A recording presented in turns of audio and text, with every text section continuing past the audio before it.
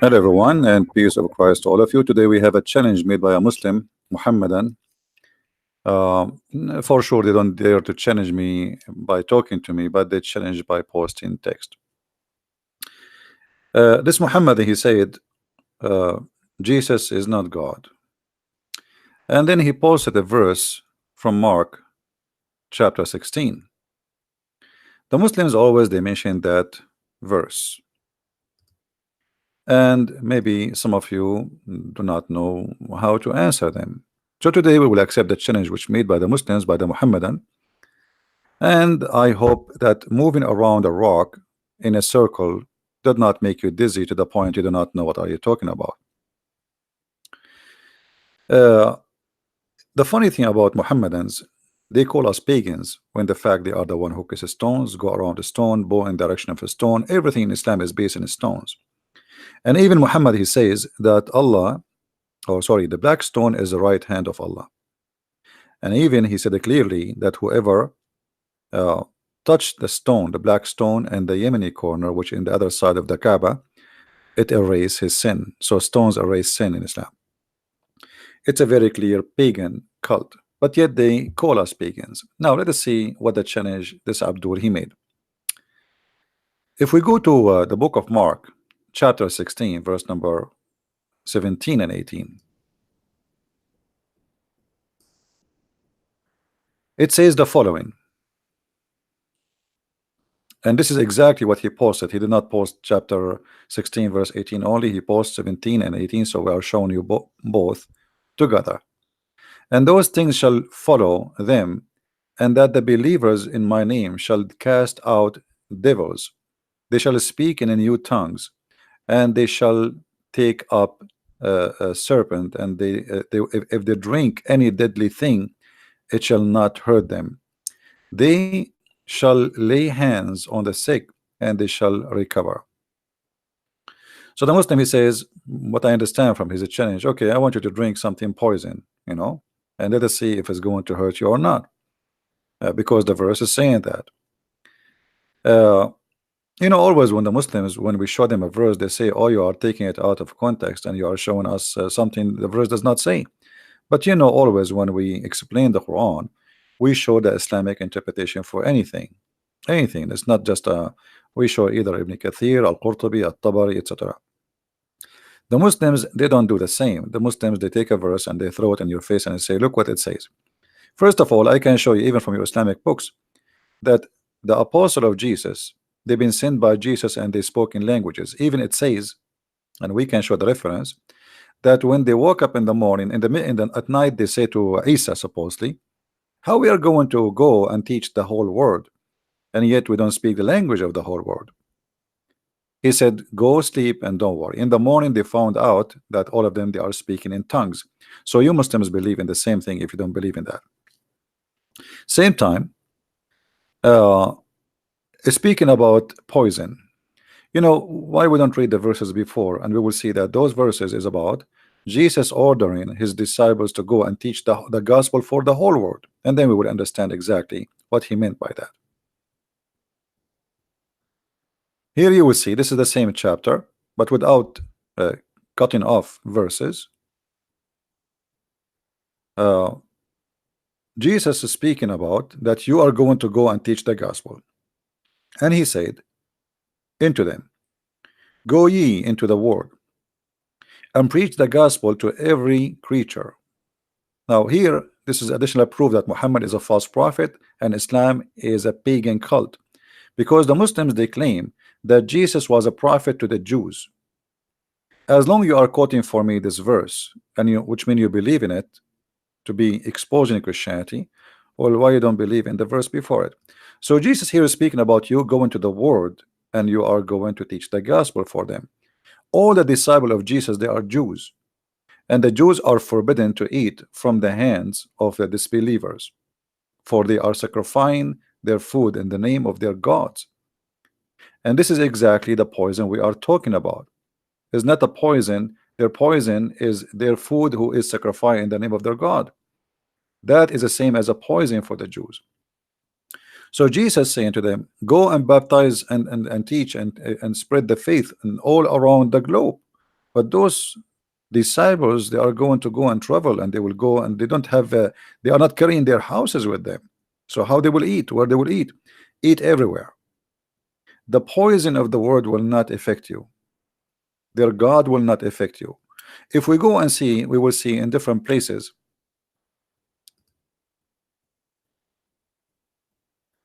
First of all, the Bible says clearly, the scripture says, you must not test your Lord, which means you cannot say, okay, God, I'm going to take a drink poison, and then I want to see if you want to save me or not. This is forbidden in the Bible. But this is not really what the Bible is speaking about. It's not about you go and drink poison and then you will not die, because the Bible makes it clear that you will die.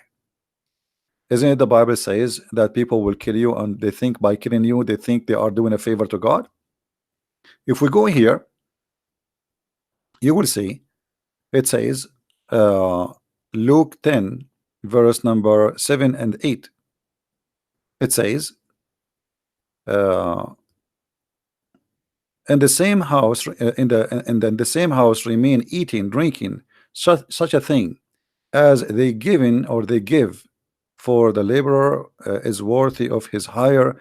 Go and like go to house, and then and into whatsoever city you enter, and they receive you, eat such a thing as they set before you. So he gave them permission to eat, but this is not what the Jews they do. The Jews are not allowed to eat from the hands and from the cooking of those who they are pagan, not believers, who sacrifice in the name of their gods.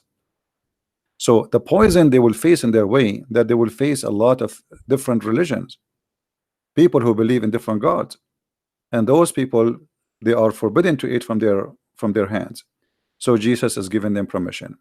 Same time, Jesus, he confirmed that time will come and people will kill you. They will kill you, and they think they are, by killing you, they are doing favor to God.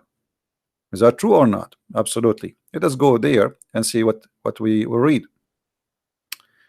But before we go there, if we go to First Corinthians, you will see in chapter 8 verse number 4 and 13, it says, so then about eating food sacrificed to the idols, we know that an idol is nothing at all, which means not exist in the world, that there is no God but one.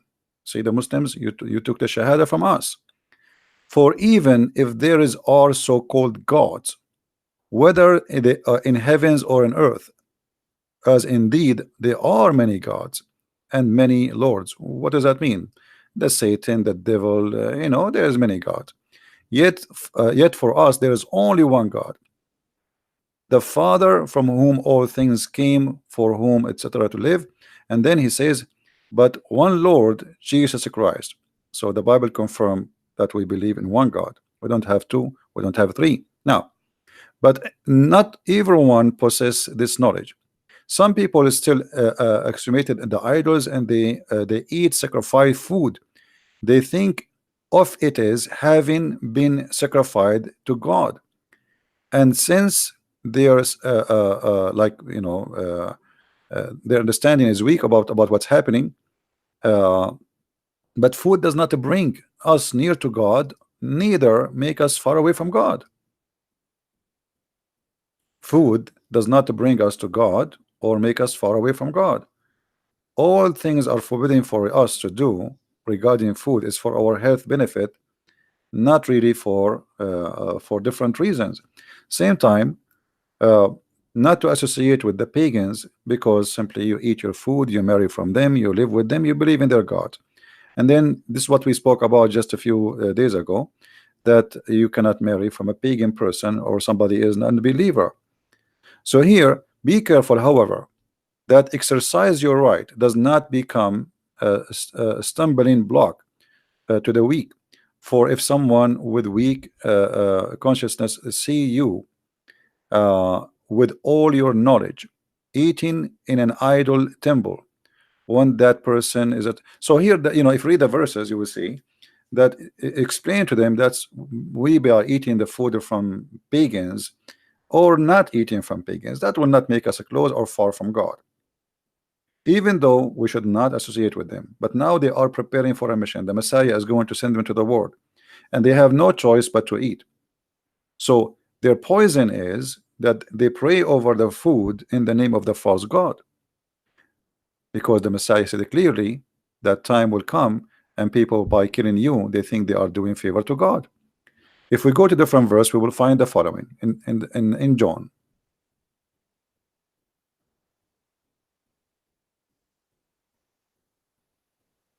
They will put you out of the synagogue. Indeed, the hour is coming when whoever's kill you will think he is offering service to God. So Jesus not only saying they will, he is saying you might be killed. He is saying they will kill you. The time will come and they will kill you. So they will be killed. They will be they will face death. And there's nowhere in the Bible it says that if you, because you are serving me, you will not die. So this is not what Jesus is saying. Going and serving the world, going and teaching the gospel around the earth, you have to face a consequence, and you will be killed, you will be tortured. And this is exactly what happened. Even they give them as food for the tigers, for the lions, for the cats, and for the, all kind of beasts. They've been crucified. They cut their head, they cut their hands, they torture them. So did Jesus say nobody can hurt you? Absolutely not. So when a Muslim he come to us and say that this verse here is speaking about that you can drink poison and nothing will kill you and nobody can hurt you, this is absolutely false. This is not what it says. You will go and you will teach the whole world about me, and they will not be able to affect you with their poison, which means their cult and their religion and their teaching. Go and teach, and nobody can hurt you. In which way? Physically? No. Jesus himself was crucified. And Jesus here is telling them, I was crucified and you will be crucified too. And now it's time for you to go and teach the whole world. So how in the world you think, if we Christians believe that Jesus himself was killed, how the followers of Jesus will not face this death and die or can be killed? That will be silly and that will be stupid. All the disciples of Jesus faced death. All of them sacrificed or or tortured. Uh, so it's not up to you to explain for us of verses you yourself you do not know what it's meant.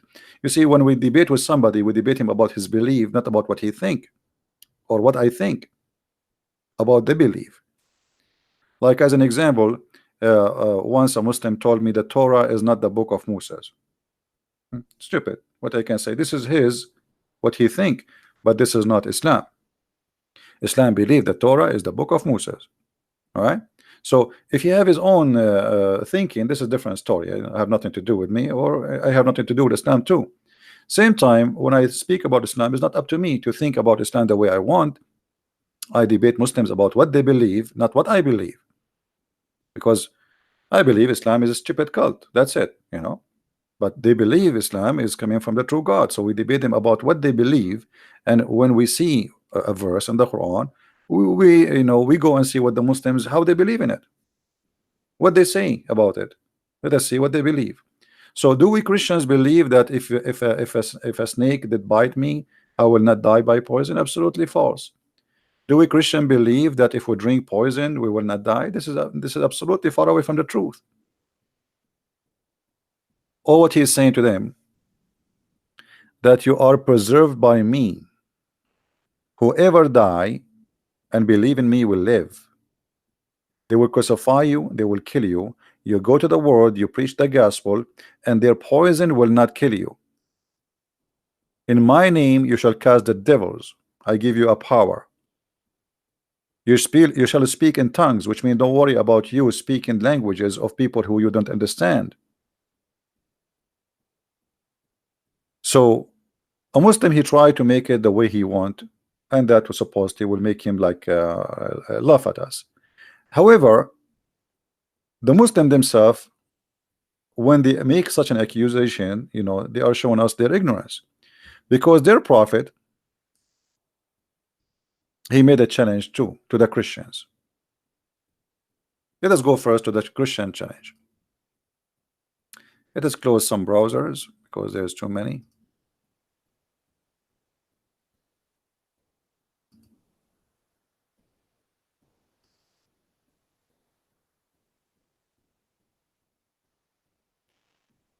All right.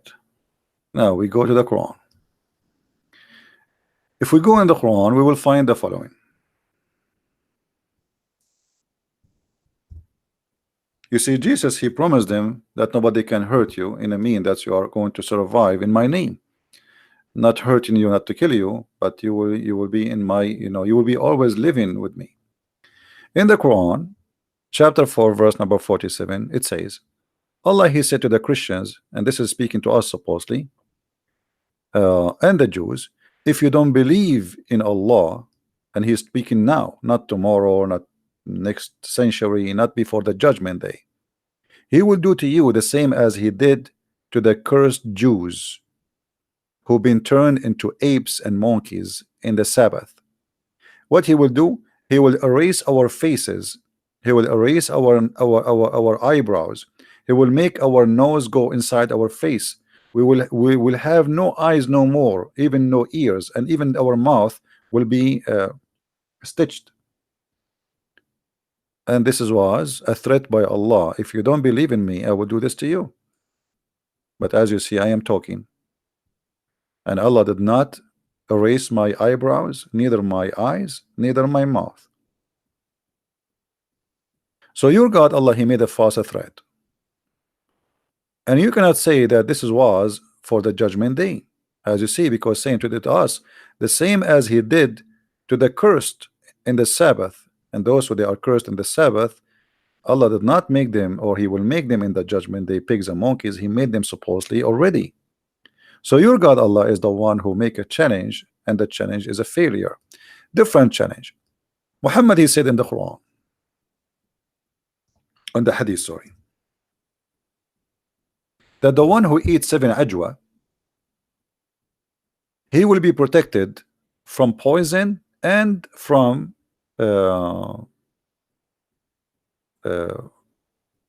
magic.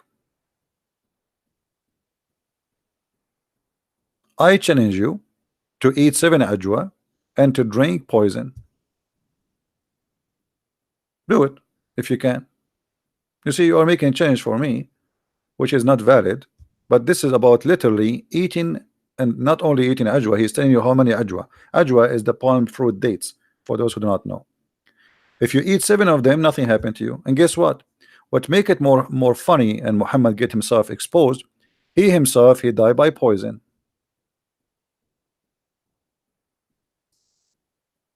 So how he say that if you eat 7 ajwa, no poison can affect you, and he himself, he died by poison?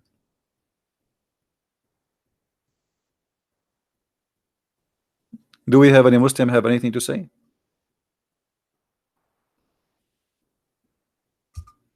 You see, we accept the challenge you are talking about.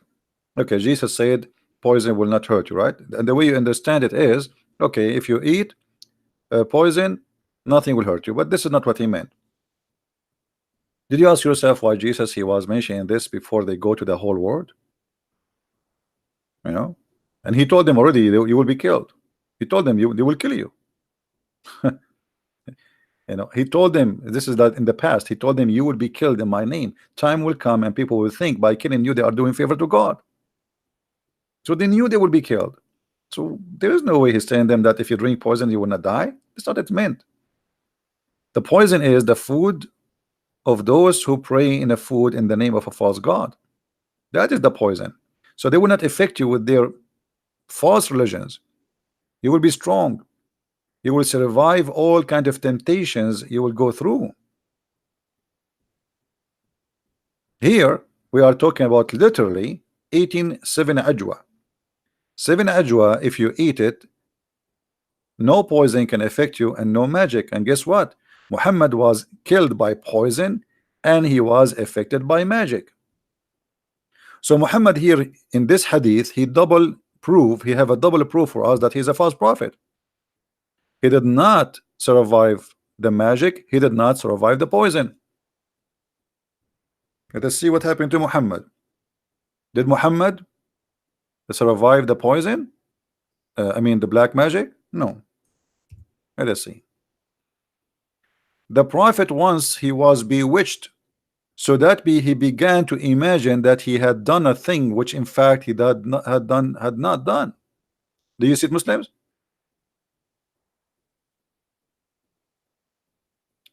The prophet was bewitched. So if I say to a Muslim, you are following a bewitched prophet, should he be upset from me, guys? Is that an insult? Why Muslims will be upset if we say to you, bewitched prophet? Well, you Christian, you should from now on, you say to them, so, oh, you are following the bewitched prophet. Can a Muslim says this is a lie? Can a Muslim, he says this is a, you are just insulting? This is what happened. And the one is saying that is his wife, narrated Aisha. Once the prophet was bewitched, and look what happened when Muhammad get bewitched. He began to imagine that he had done a thing. In fact, he did not. Okay. Do you know how dangerous this statement is? Guys, do you know how dangerous this statement is? Because if Muhammad is imagining things he had done, but in fact he did not, that means Muhammad cannot be trustworthy for whatever he say, because he imagined he spoke to Jibril, but in fact he did not. You know what I mean? How we can trust this guy after this?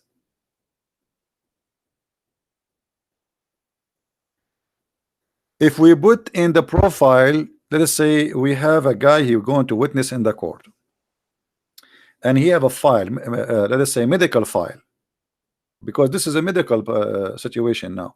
You see, when the Muslim they say the prophet was bewitched, they are just trying to say to us the prophet was crazy. For the Arab, anyone who do things which is crazy, they call him bewitched. They believe that somebody cast a spell on him. And this is a very traditional for all ancient people in the old days.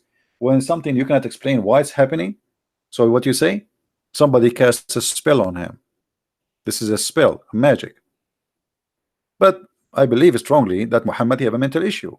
This is have nothing to do by bewitched. And then Muhammad, he claimed that somebody took some hair from him and he controlled him from far distance. I mean, if this is the case, okay, go get some hair from Trump and control him. Who is a Muslim when I got some hair from a Trump and control him from far away? Or get some hair from Putin? You know, those are the major two powerful men in this earth.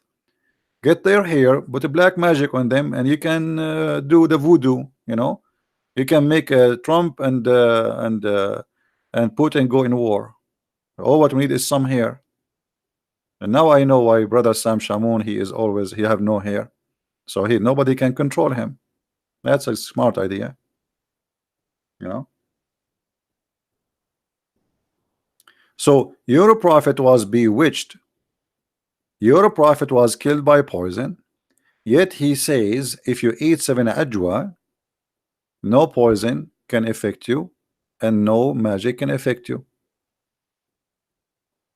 So what we will do, Muslims, now? How we can trust Muhammad? And here I don't want to forget to mention this. When Muhammad he said that I was killed by poison, you see here confirming how he died. Muhammad he said that in the element which he died. It's not, this is not about him being sick. You see, it says here the prophet in his element in which he died. And the Muslim they say that whatever the prophet he saying is it true. Is that correct, guys? Can a Muslim says to us that Muhammad here is lying? Who is a Muslim when I say Muhammad is a liar? Who is a Muslim when I say to us here Muhammad is lying, he did not die by poison? I want to see a Muslim saying that.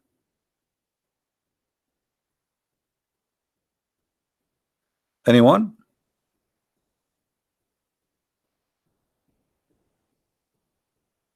Either Muhammad is a truthful, and the Quran says وَمَا هُوَ إِلَّا وَحْيٌ يُوحَى, which means everything the prophet he says is coming from Allah. He don't lie. Okay. Muhammad saying I am dying because of the poison, and now, not only now, he says he used to say, you see the word it says you used, which means Muhammad keep repeating this not only once or twice. For him, he knew he is confirming. He used to say, I feel I feel the pain, which means this is a pain he felt since he had the food in Khaybar, which is a poison was given to him by a Jewish woman, which Muhammad he killed her tribe and her family. The food I ate at Khaybar, and at this time there is something different happening. I feel as if my aorta is being cut off from that poison. Okay, but the Quran says that if Muhammad is a liar, Allah is going to cut his artery.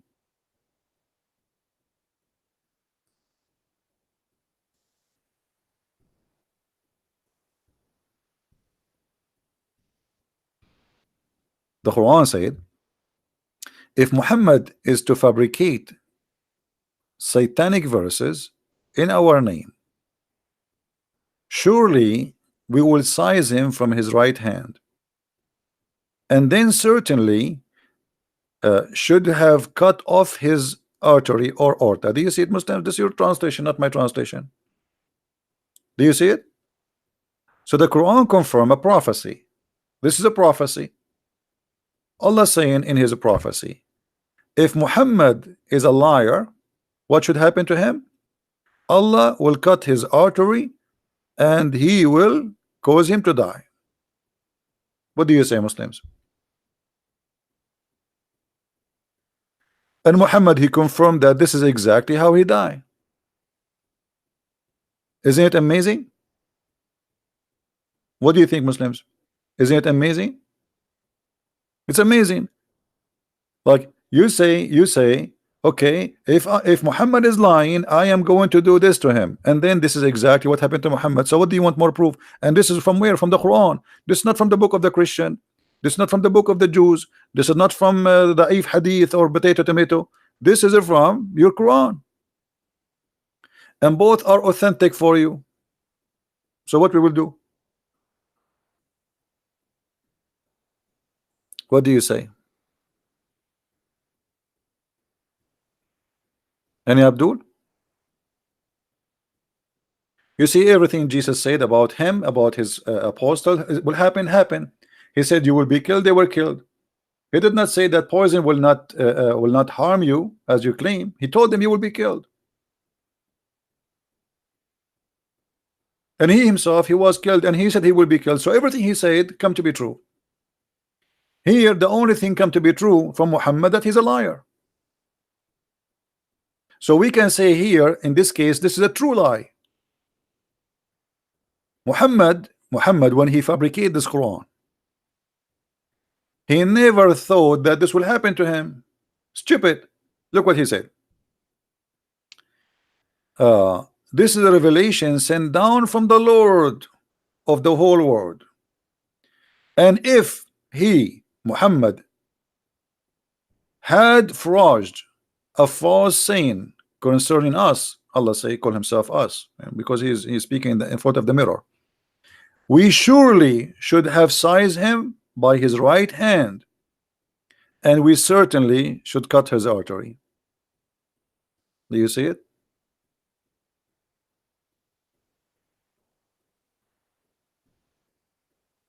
Any Muslim have a comment? Who is a Muslim here in the chat? I see the guy there, his name is Nat. Hey Nat, are you a Muslim, Abdul? Nat Tuner, are you a Muslim? Because I see you are saying to challenge me, not challenge me. Why you don't call me? If you want to call me, feel free. Do you like to call me Nat? Or you are challenging yourself in the text?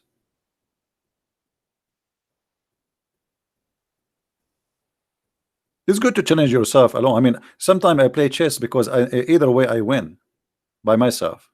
Is that what you are doing now?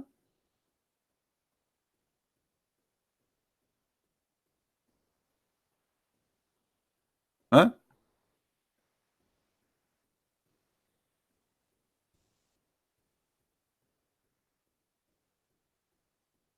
No, only Muslims can call. Who is a Muslim would like to call me? Who is a Muslim would like to call me? Let me open my Skype. Give me a second. I mean, sorry, my Pal Talk.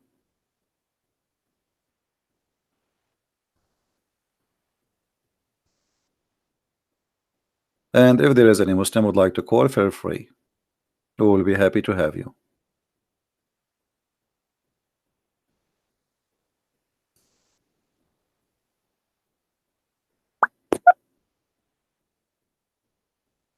They can call me in Paltalk. It's a program, it's for free. It's the same as Skype, but it's better.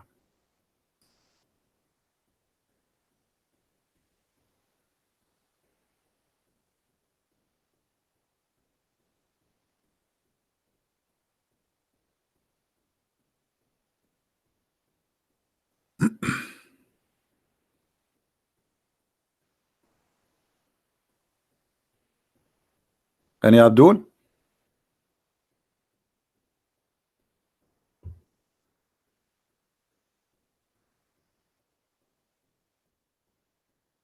Who is Abdul?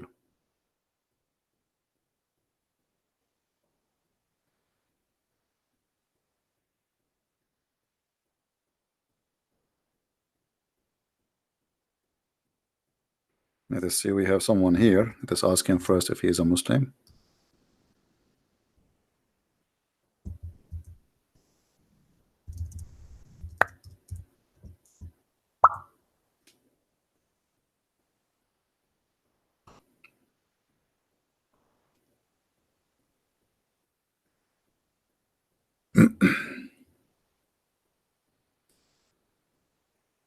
Anyone? Isn't it amazing that Muhammad, he predict that he is a liar and he will die in a certain way, and he die exactly as he predict, as a liar?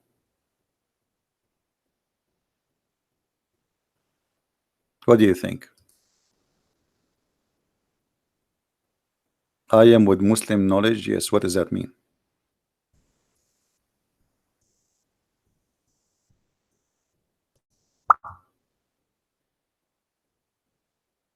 I mean, I asked the guy, "Are you a Muslim?" I say, "I am with the Muslim knowledge." I mean, have you ever heard of a silly answer? I am with Muslim knowledge. What does that mean? You're an ex-Muslim. Oh, okay. So debate you about what? I mean, what an idiot.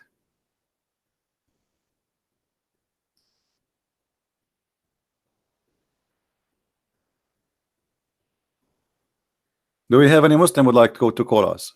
My pal talk is open. Huh? Who is a Muslim? He have a knowledge. He can challenge us. Anyone?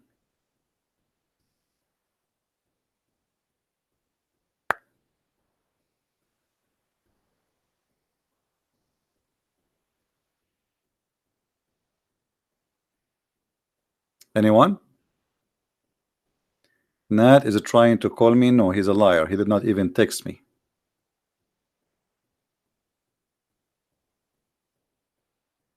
Who is a brave Muslim? He is willing to call us. And you know what? We can have an open challenge. I mean, you give me anything you want about Muhammad to prove to us that Muhammad is a prophet. Forget about our topic. No problem. Forget about Muhammad, his artery cut off, for he is a liar, as the Quran said. I'm not going to talk about it if you want. Who is a Muslim? He have the courage to call me.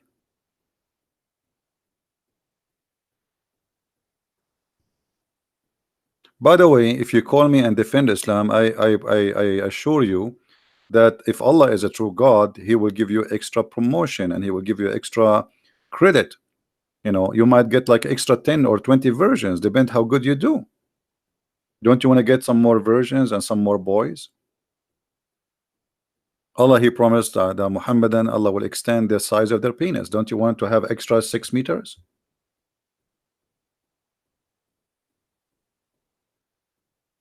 Anyone?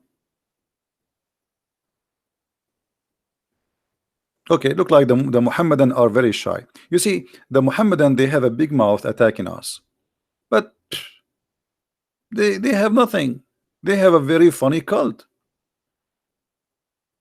They have a very funny cult. They have a God who is stupid. He says stupid things. And what I see in front of me is stupid.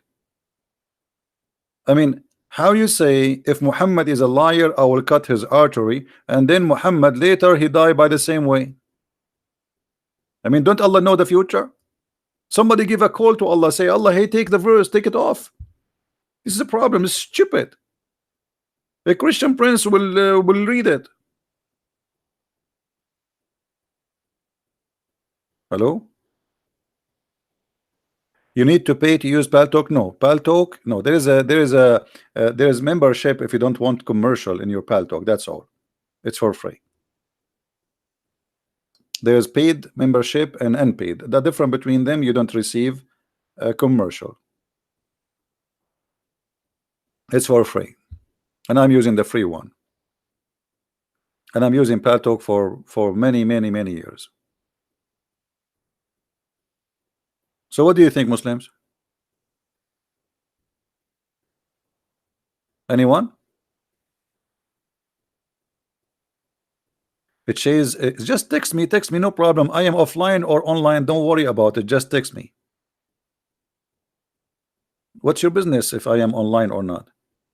Just text me.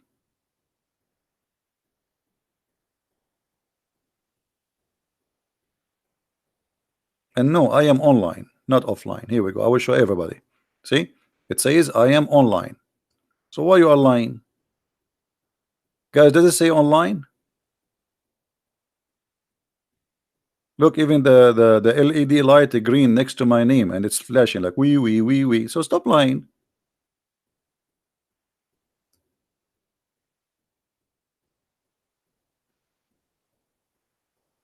I understand you are afraid that your mama, she will know that you called me and maybe she will spank you.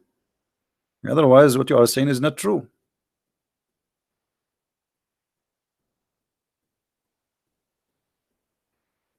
So who is a Muslim wanna call me? How Muhammad he predict? How Muhammad he says if you eat 7 ajwa, no poison can kill you, and no magic can affect you.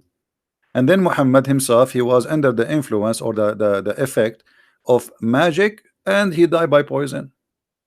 Any Abdul want to explain to us?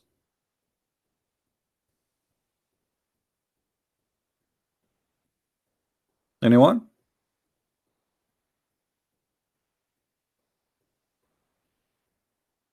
Nobody? Nobody. What we can do? Anyway, as long we are there's no Muslims, we will change the topic. We will take about something make you feel better. Okay? The knowledge of the Prophet. The knowledge. My uncle asked Allah Apostle about a person who imagined that he had passed wind fart during the prayer. Allah Apostle replied, he should not leave his prayer unless he hear the sound and he smells something. I mean, look at this, man. I mean, look at this religion. This is deep. This is deep. I don't know where are you from. Maybe you are a Hindu, maybe you are a Buddha, maybe you are an atheist, maybe you are a Christian. I'm not sure, but this is deep. Okay, a guy, he's praying to Allah. He bent down.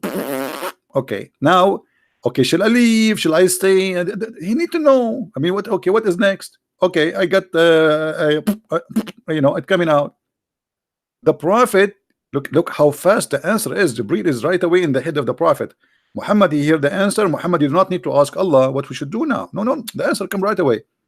Brother, if we ask Zakir Naik what we should do, brother Twitter, brother, they ask you question. If I pray to Allah and suddenly I break wind, and you know, if I break wind, then the bad smell will come out. Brother, did somebody ask the Prophet the same question? And he said to him, if you do fart, brother, you should stay in the prayer in your place, don't move until you hear something and then you smell something. So if you hear only, brother, and you don't smell something, then you move, and vice versa. Which means if you smell something but you don't hear something, stay, brother. That's deep. That's deep. I mean, this is wisdom.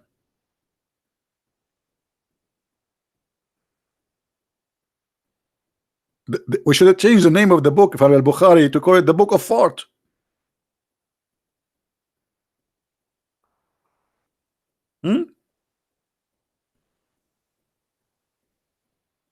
This is the Book of Fart. So what we learn now, we learn how to fart while we are praying to Allah. There's two kind of fart. There's fart which Allah he will not accept your prayer, and there's a fart which Allah he accept your prayer with it. I mean, the guy he fart anyway, he hear it or not, who care? Why there is a difference between a fart he hear it and a fart he don't hear? He felt it. No, you have to hear it, brother, and you have to smell it, brother. So what the difference between a fart we hear and a fart we don't hear? Is the first one is a holy fart and the second one is not?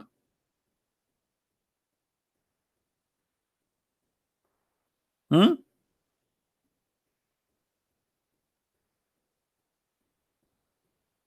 Are you?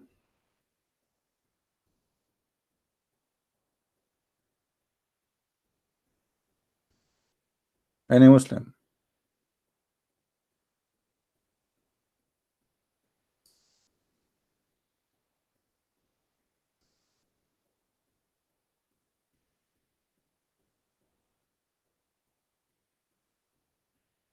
Shall we change the topic? I mean, I don't know what to do now. Look, the Muslims, they made a challenge for us about drinking poison, and here we go. They are losing ground in everything, even in farting.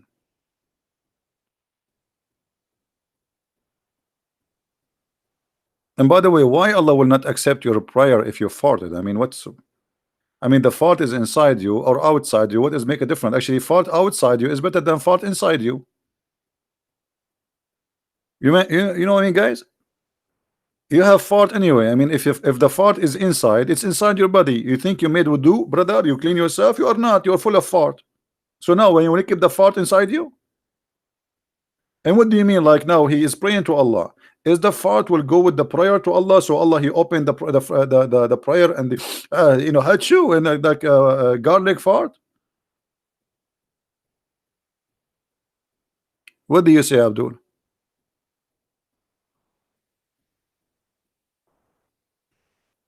What the difference between your fart is inside and that your fart is outside? And why? By the way, Muhammad he said many things which is amazing. As an example, the angels of Allah they hate garlic.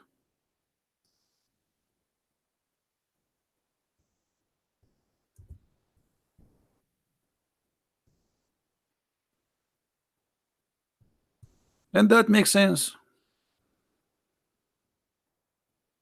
Hmm?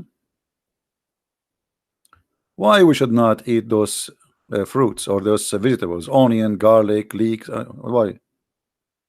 Huh? He is forbidden even from entering the mosque. So the Muslim he pray 5 times a day. You cannot enter. Read carefully why. The narration of Muslim is he who is eating onion or garlic or leek should not approach our mosque because the angels are also offended by strong smell.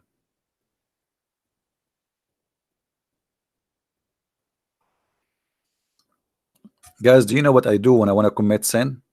Just to be honest with you, I eat garlic. I commit sin. The angels are not there because they cannot stay around with the garlic. Look like the angels of Allah, they are Dracula.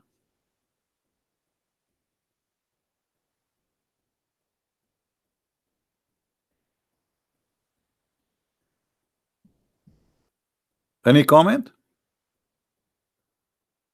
Why the angels of Allah they don't like garlic? What the problem, Muslims?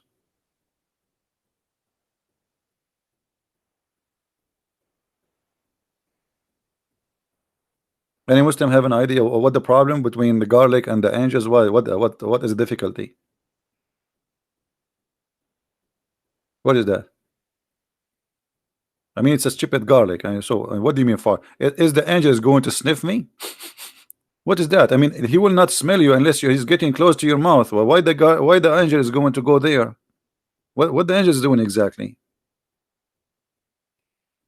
The angel who have 600 wings and he covered the horizon as Muhammad described, he will be offended by garlic. The earth is full of garlic, so that means the angel cannot come to the earth. And not only garlic, my friend, garlic and onion. Onion, why? Leek. Let us Let us search for the leek plant.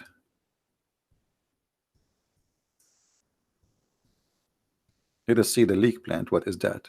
I mean, look how dangerous this leek, man. I never thought that Allah is so weak and his angels to the point such a plant can really harm them. But by the way, if you think about it, this plant looked like dangerous thing. I mean, look at this. I don't blame the angels, by the way. I mean, this is dangerous. Don't you agree? The angels of Allah, they have a problem. They cannot resist the power of garlic and leek and onion. Huh? Okay.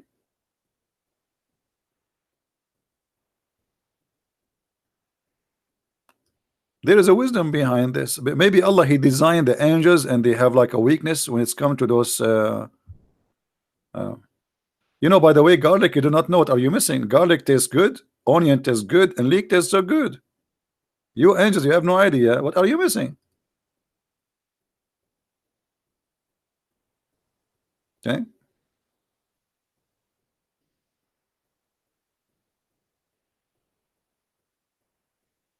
Somebody from Indonesia asking me to speak about the Kaaba is the first house of worship.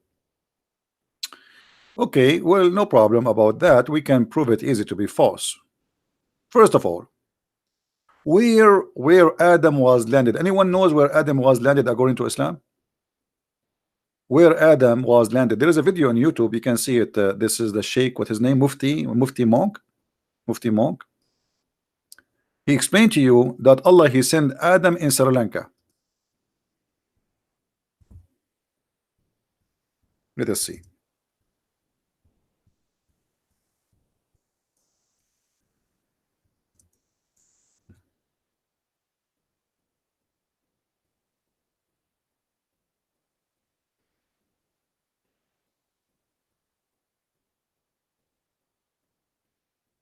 Islamic landmark website. The Muslim believe that this is the footstep of Adam. And by the way, the footstep of Adam, I mean, this is weird. I mean, there's only one footstep. Look like Adam at that time was like a kangaroo. Why only there's one footstep? What happened to the rest? Any Muslim have an idea? And now they are fighting with the Buddhas about who this temple belonged to who. The Muslim, they claim that this belonged to Adam, and the Buddha, they say no, that supposedly it's something have to do with the religion too. So look at this. This footprint is 5.7 by 2.6, is believed to be the footprint of Prophet Adam. Upon peace upon him. Or this is different now. Upon him peace. Upon him be peace. This is different English. Who was said to be 60 cubit tall. Okay, I'm gonna go with you, Muslims. Adam is 60 cubit tall. He is doing what in the top of this hill? I mean, he cannot even stand. He will fail. The wind will push him.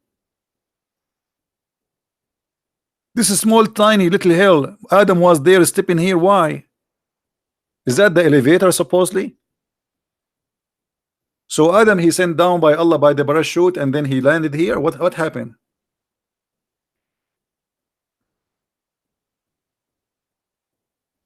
Anyone knows?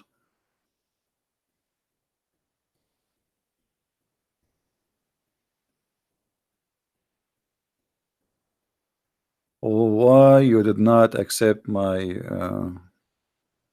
I think this is the kid Gigi. Let us laugh together. Hold on. Just to laugh.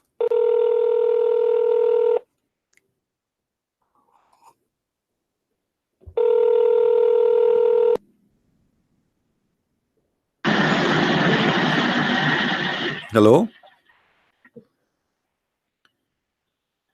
Hello? Potato coward. He is calling me coward and then he hang up.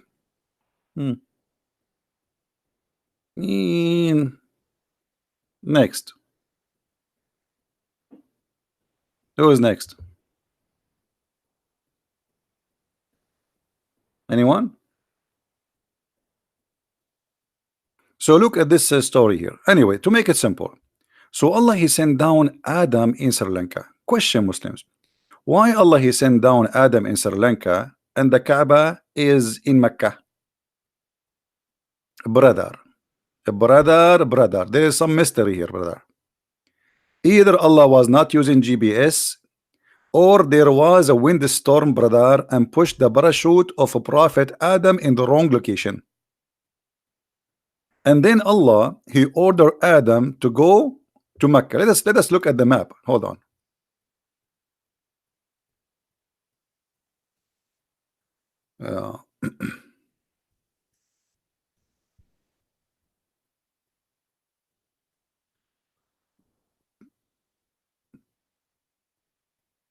Sri Lanka map.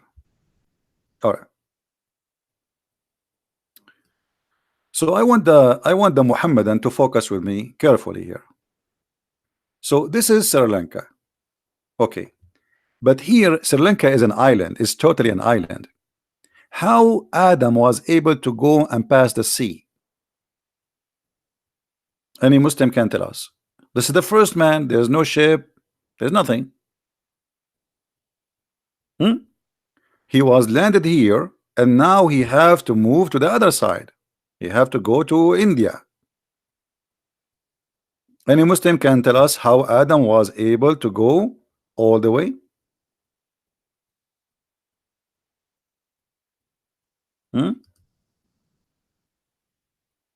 Let us see. We have a Muslim Abdul. Supposed he is texting me. I hope he's not a kid. But anyway, if he's a kid, we will laugh anyway. Ah, he's busy. Oh, he says he is using older version of Paltalk that does not support. Okay, he have to update his Paltalk. Let's try again. No, it's not working. Any Muslim can tell us how this happened.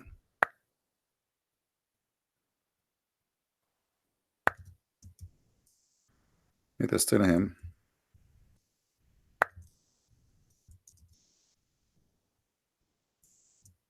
That you need to update. Oh, I was typing in Arabic, you believe it? All this type. Do you hear me in Paltalk? Okay, update your I mean, you heard me in YouTube. Update your Paltalk.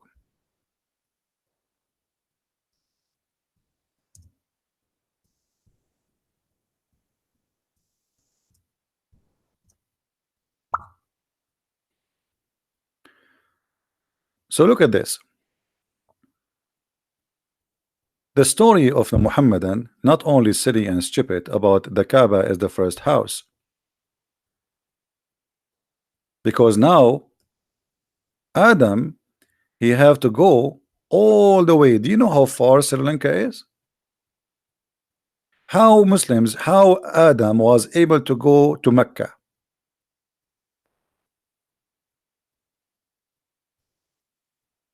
Any Muslim can tell us. Who is the Muslim can tell us how Adam was able to go to Mecca? In order for Adam to go to Mecca, he have to travel all this distance. He have to cross the sea, and at that time there's no ships. This is the first man supposed in earth. And then he have to cross all of India. There was no Pakistan. This is a new state. And then he have to go to Persia. And then he have to go to Babylon land. And then he have to go to Saudi Arabia. And he had go to like this and like this and like this. How many years will take the trip? And how he can cross the sea walking? Do we have any Muslim? Either you have to agree that this is a lie. Let us see this guy. It's the same.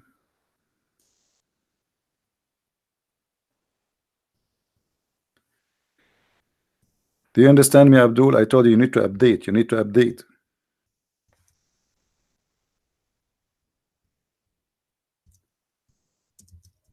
Slow people. Any Muhammad I can explain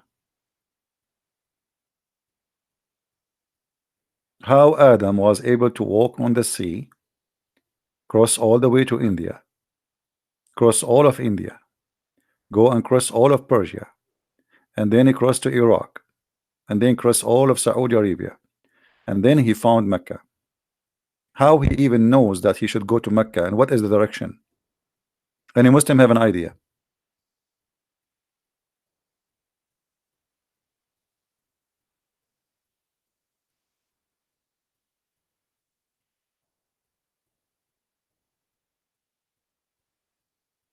Anyone?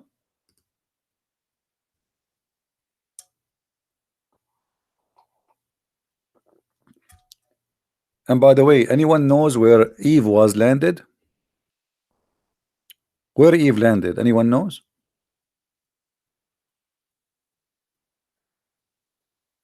Some Muslim they say that she landed in Yemen. I mean, look what Allah did.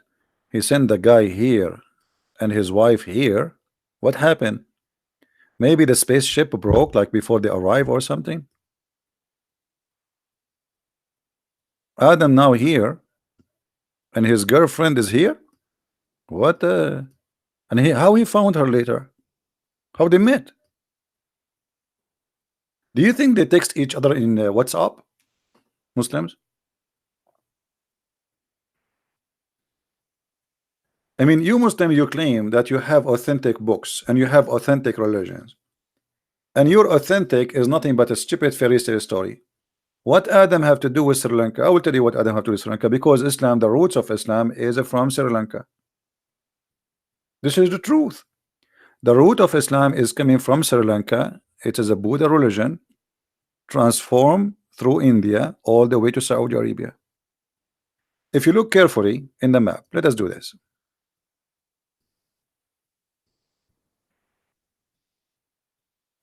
How far India is from the Arabian Peninsula? Not far, very close. This is Pakistan. This is Pakistan, and this is the Arabian Peninsula.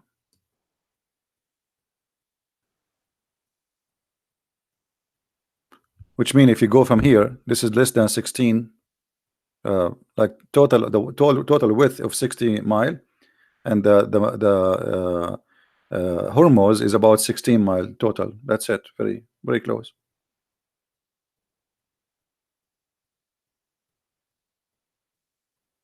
If you look at those who they call them Arab today, you will find that they look, especially in Qatar, Emirat, Bahrain, they look like people from Sri Lanka and people from India. Let me show you, or Pakistan specifically.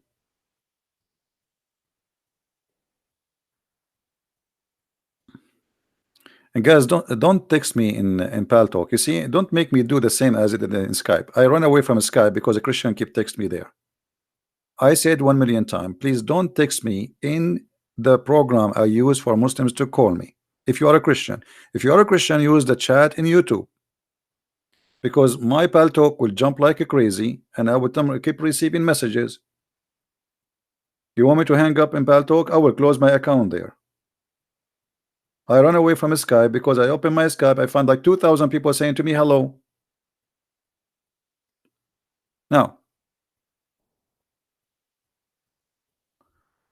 let us see.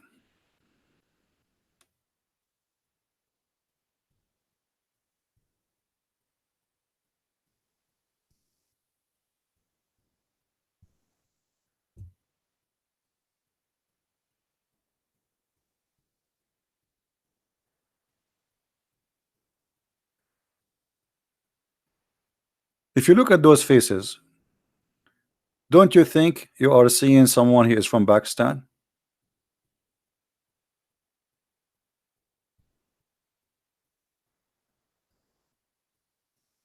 What do you think?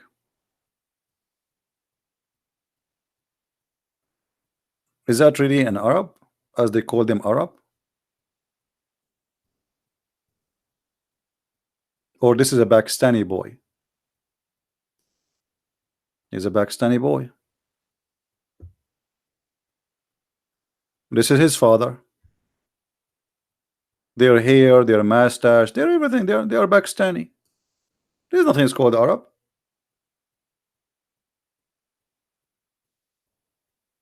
They are a mix. They are from Pakistan. They came to the Arabian Peninsula and they brought with them the belief in black stones and etc. and all the madness.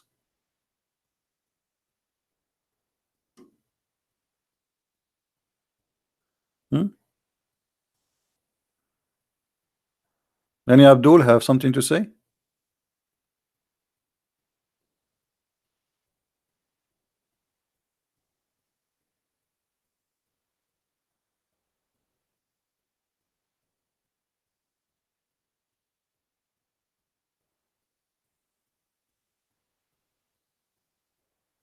Anyone?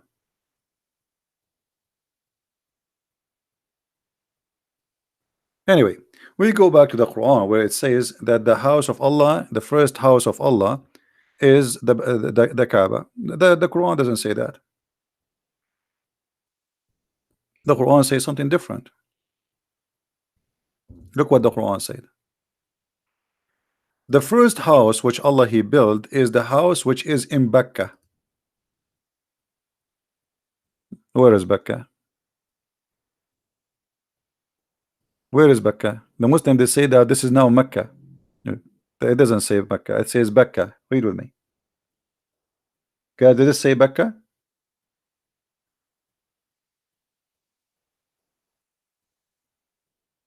Who is a Muslim who tell us where is Mecca located?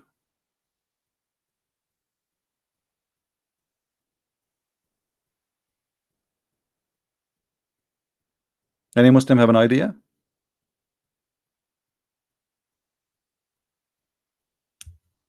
Hmm. It says here that the house which Abraham he built is in Mecca. However, Abraham is not the one who built the house. Abraham he rebuilt the house according to the story. But where is Adam building the house? What is the story of Adam building the house? What is the stories of the angels building the house? Because the Muslim believe that the first one who built the house, it was Allah himself by sending 40,000 angels. 40,000 angels to build a small room like this. I mean, what are those angels? They were sleeping all day or what? Any Muslim?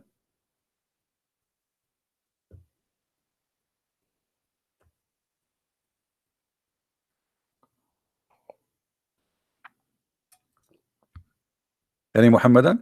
So all these fairy tale stories about Adam, Abraham, he went to Mecca, and then you make it Mecca. You are even confused about the name of the city. Is it Mecca or Mecca? Hmm?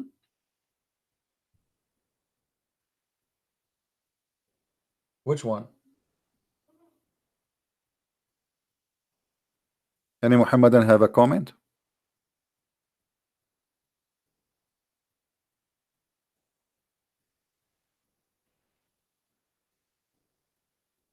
What is the proof that this is about Mecca? Where we can find the reference that Mecca is Mecca? Anyone?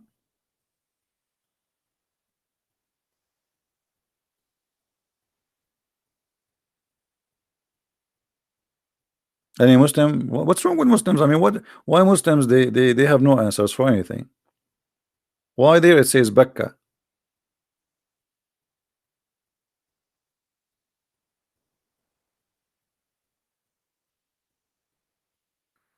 Do Christian Prince talk about Jewish Kabbalah or Talmud? Why I want to talk about it? Give me a reason to talk about it. We don't believe in Talmud anyway. The Talmud is a stupid book, the same as the Hadith and of Muhammad. And the Jews are going to convert to Christianity sooner or later. What is left of them is very few. Any Abdul? Edward, if you keep posting this, I will block you from the chat. Just to let you know. Do we have any Muslim? He have something to say.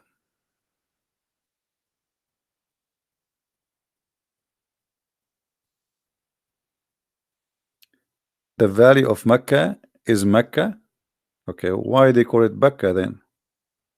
Actually, neither Mecca was exist in that location. Let me show you what Mecca is. Give me a second.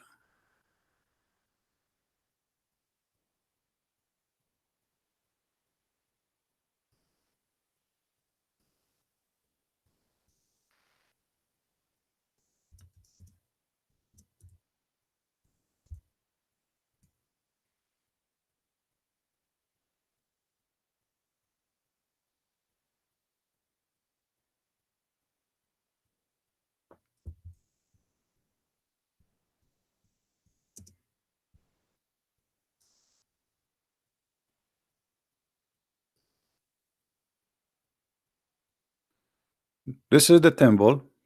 It's called the Temple of Al Mecca. Let us show it in the screen. Give me a second.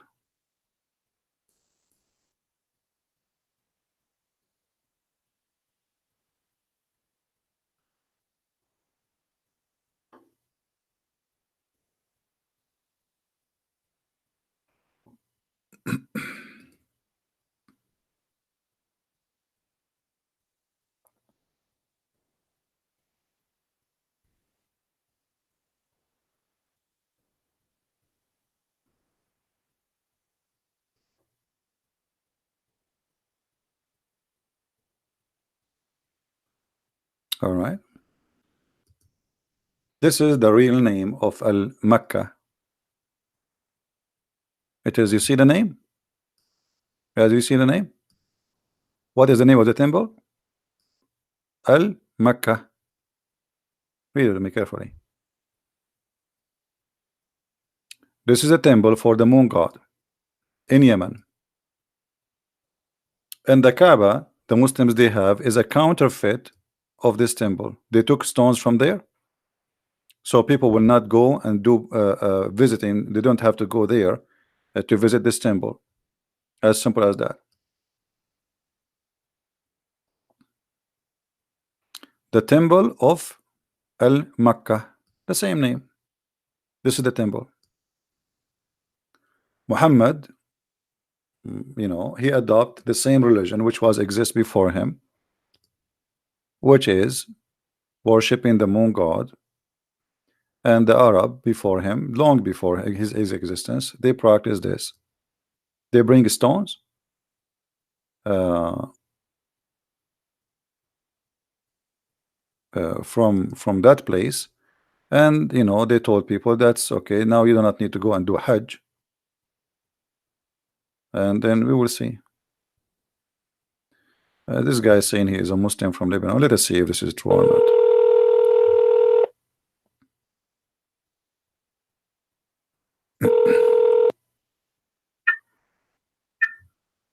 Hello, CP.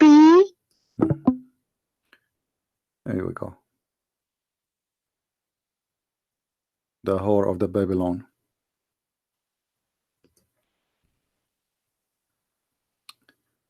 Let us block you, and we will block you in the chat. So you are calling me and you are saying to me, call me to say to me this. Are you happy now? Do you feel better?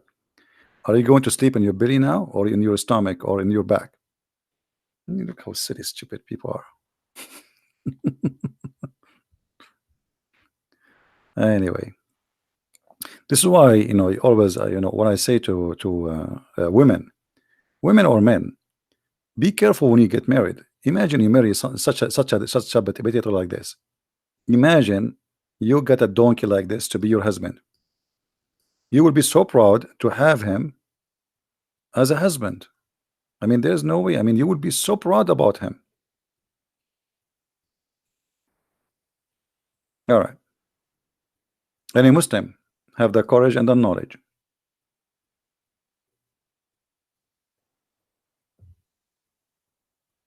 Let us see. We have a Muslim, I think, here. Let us say he is not. This guy, he cannot. He have an old pal talk. We cannot call him.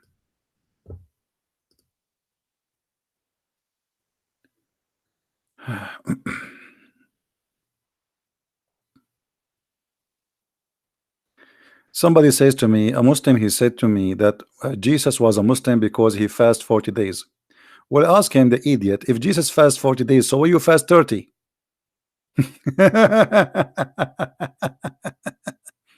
If Jesus he fast 40 days, I mean, why you need me to answer you? I mean, don't you guys have a brain? A Muslim, he asks you, Jesus is a Muslim because he fasts for 40 days. So why you fast for 30 days or 29? Because they fast moon calendar. Did Jesus fast by the moon? Jesus he fast for 40 days. Secondly, you Muslims don't fast. None of the Muslims they fast. Islam they don't practice fasting. Ramadan is not a month of fasting, it's the month of eating. You can go right now and you can search in Google. You will find that in the month of Ramadan, food price in the Middle East goes skyrocketing. Why? Because the people they are eat more. All what they do, they switch the day and the night, and that's it. There's no fasting. This is not fasting. What does this have to do with fasting? They sleep all day, they eat all night. They make their last meal early morning. Okay, I eat myself. I eat once every 24 hours. I do real fasting. Do you? You don't. In the month of Ramadan, every Muslim he gain weight. Where is the fasting? Price food go crazy in Ramadan. Is that because you are fasting or because the high demand?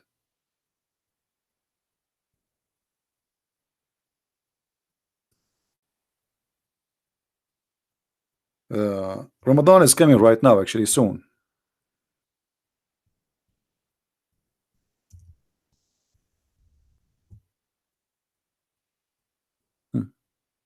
Read with me. This is the news. This is not my news. Huh? Read. Food price surge during Ramadan. Why? Because you know, if nobody is eating, the food price will go down. Is that correct? If nobody buy food, the price of food, nobody buy it. That's it. It's you know, they will give you a big discount. Just buy because nobody's buying. But food price in Ramadan go crazy. Because in Ramadan they eat like elephants. Where is the fasting? You don't fast. You are a hypocrite.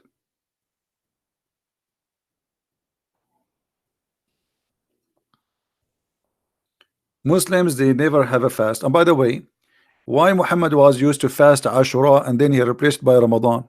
Any Muslim can tell me? How if you fast Ashura, Allah forgive your sin, and suddenly Ashura became not important? What happened? Even if you fast the day of Ashura, just one day, Allah forgive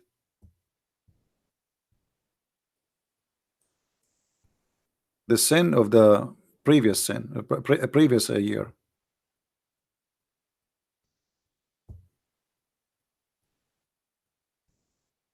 Have you ever heard of such a deal?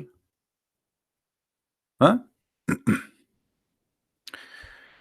I heard Ibn Abbas when he asked about the fast of Ashura. Say, I do not know the Prophet fasted any day because of etc. except by the mean of the month of Ramadan and the day of Ashura. Okay, what happened to Ashura, Muslims?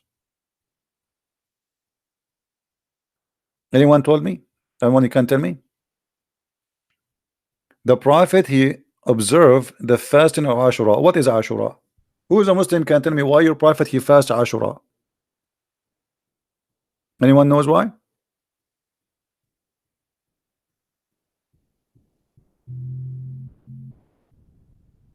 Look how important the fast of Ashura. Look, the Messenger of Allah said, who was asked about observing a psalm, the fast of Ashura. Uh, if you fast Ashura, it give you exception or erasing your sin for the preceding year. Just fasting one day, all your sin for the preceding year is gone. So why you want to fast Ramadan? Any Muslim? If you fast Ramadan, does not forgive your sin for a year. Ashura is more important. So what happened to Ashura? Any Muslim can tell us. What happened? I will tell you what happened. Muhammad is trying to establish a religion. The Jews, they have fasting. The Christian, they have fasting. The Sabian have fasting. You don't have fasting.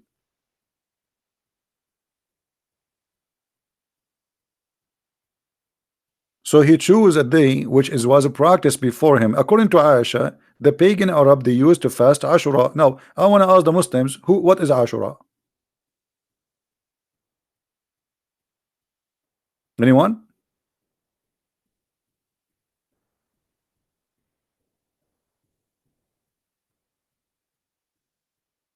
Any Muslim have an idea? Look, we have many Muslims in the text, but none of them can tell us what is Ashura is. What is Ashura, Muslims? Read what Aisha is saying. Aisha, she said, during the pre-Islamic period of ignorance, Quraysh used to observe the fasting of the day of Ashura. So this is a pagan practice. Guys, does it say that? Does it say that the pagan Arab, they used to practice the fast in Ashura? It says that, right? Okay. So why you fast it, Muslims? And why, if you fast this day, Allah forgive your sin for the coming year? Anyone knows?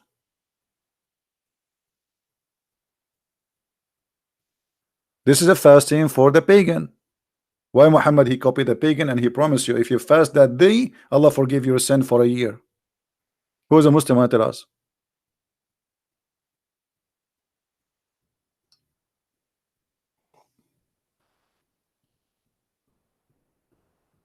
Anyone? Didn't know.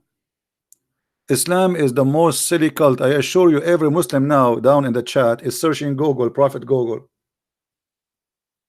What is Ashura? Who is a Muslim? Tell us what is Ashura? Look at them. How many Muslim in the chat? Not even one of them can tell us what is Ashura. What is this Ashura day? What does that mean? Hello? You tell me if I open my Skype. Okay. Well, my Pal Talk is open. You can text me. You can call me in Pal Talk. It's the same.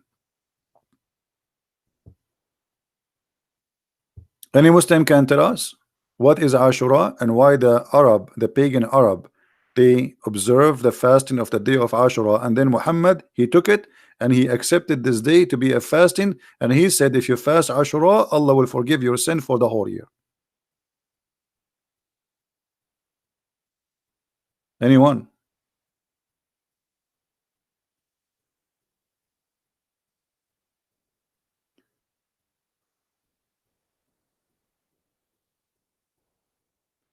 Ashura is a Hindi god.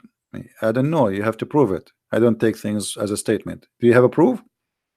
Do you have a proof that Ashura was a Hindi god? If you can give us the proof, we are welcome. Who is a Muslim can tell us?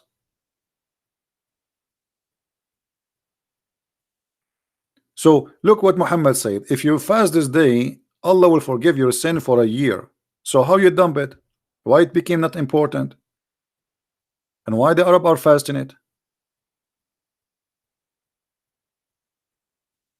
Ask your Jesus. Why I want to ask my Jesus? My Jesus told me that you are a pagan. Already he answered me.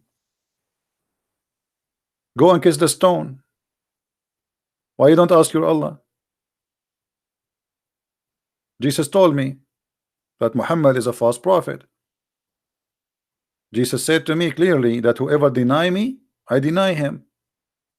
He told me that the one who denied the Father and the Son is an Antichrist. So we know, we have the answer. I'm asking you, why you fast Ashura? Why your prophet fast Ashura and he observe it? And this is the pagan practice, and he promised you if you do fast it, Allah will forgive your sin for a year. And then he threw Ashura away and he replaced it with Ramadan.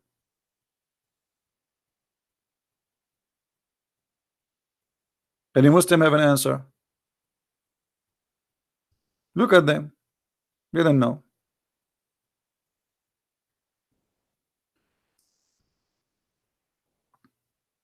Any Muslim know? Are you telling me Muslims that you do not know? Are you serious? Not even one of you knows what is Ashura is about? No, Abdullah Samir, you cannot call me. Until now you do not know if the circle is a flat or not. You think the circle is a flat when the circle is a virtual space. You are not better than the Muslims, by the way. Even if you left Islam, don't think you think you are better. I know that David would speak nice to you. I am, for me, I don't play games, and I hit in the head. You are no better. You are false like them.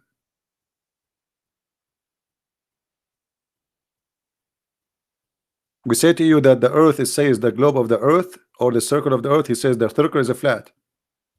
And he think he's smarter than the Muslim supposed, and he left Islam. You are the same. The circle is a flat. Why? Is it an object? How the circle can be flat? It's a virtual thing. It's a shape. It's a drawing.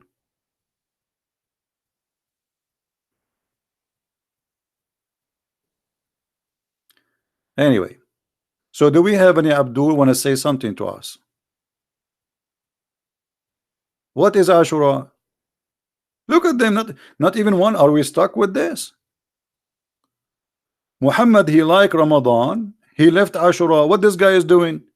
He's a change in his skin.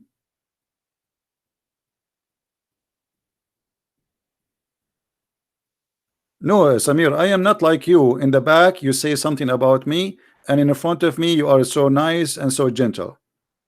I'm speaking to you face to face. You are no better.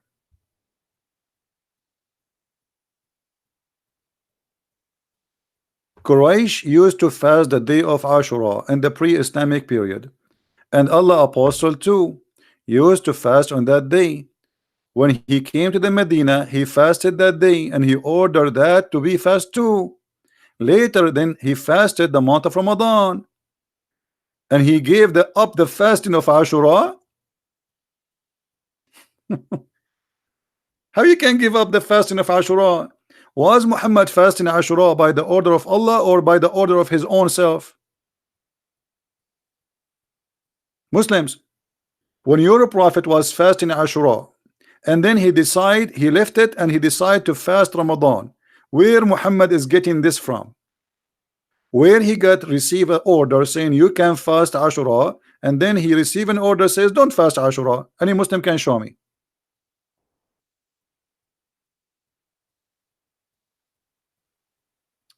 Read if no, this is not about hate. You are being stupid now. When we say to somebody you are wrong, this is not about hate. That's stupid of you. Correct, guys? If somebody says something stupid and he speak about it in our back, and he think he go to the show of David Wood, and he speak, and maybe David Wood did not notice. He said, Christian Prince, he think the circle is a flat. Sorry, he think he don't know the circle is a flat. That's stupid of you. Shame on you to say that. Shame on you to say that. You are lacking knowledge. You claim knowledge. You left Islam, but you're still a Muslim in the mentality.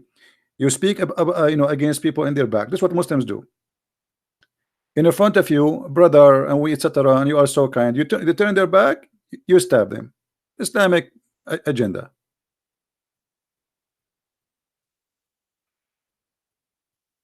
You did not leave Islam yet.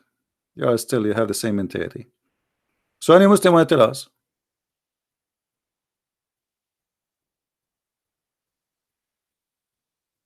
Who is a Muslim can give us the answer?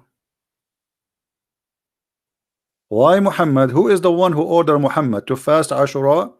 And who is the one who ordered Muhammad to stop fasting Ashura? Any Muslim can give me a reference.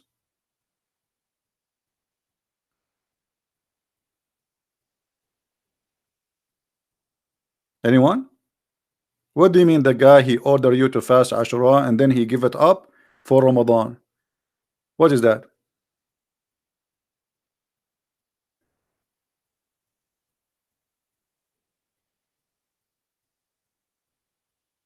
No answer. So look, they do not know why they are praying to the Kaaba. They do not know where this black stone is coming. There's nowhere in the Quran is mentioned the black stone. Why Allah did not mention his holy stone?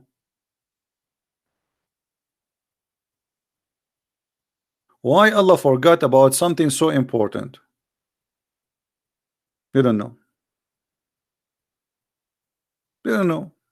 It's a book of ignorance.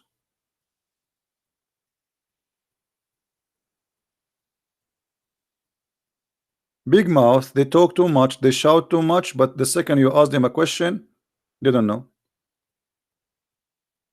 Look, in different place, look what Muhammad said. Or this hadith saying here. I heard that Muawiyah ibn Abu Sufyan. Anyone knows what Muawiyah mean? I mean the one who lead the Muslims, his name is Muawiyah, which means a female dog.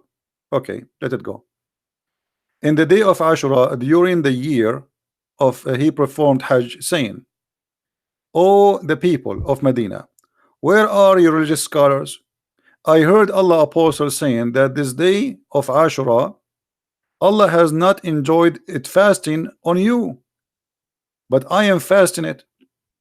You have to choice. They have the choice either to fast or not to fast. Okay, here we go.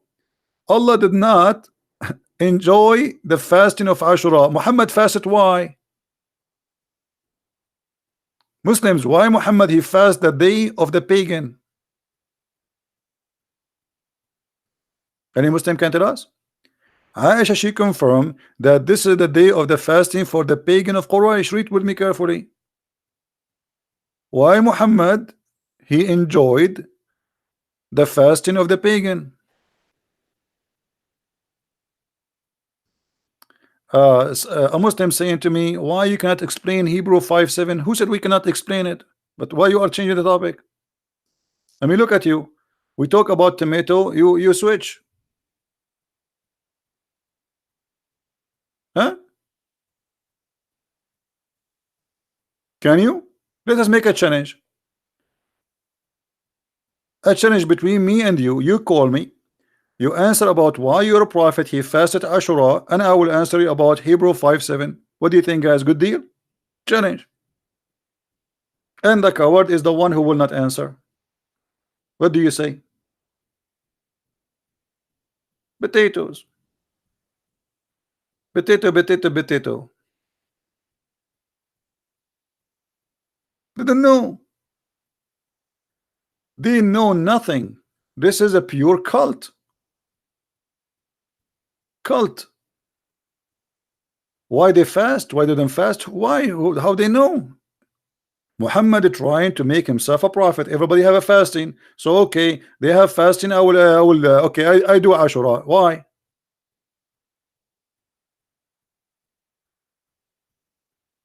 Any Muslim have an idea? They don't know. And the second you squeeze them, they say to you, read for us the verse from the Bible. Hmm? Okay.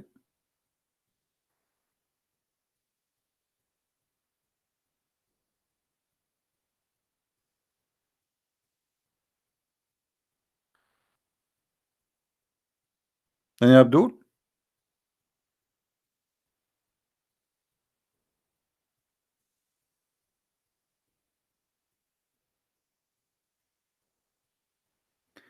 Open Skype. My Skype.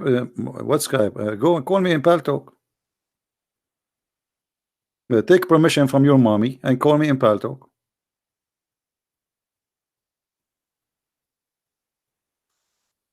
Do we have any Muslim?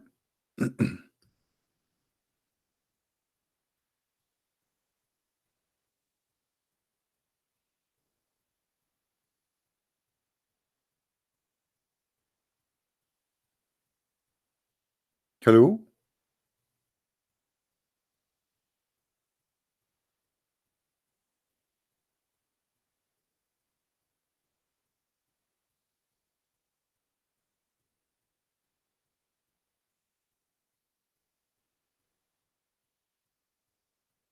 Who is a Muslim will tell us?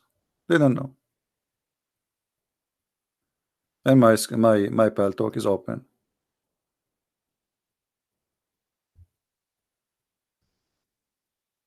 What a stupid cult. They practice without knowing anything.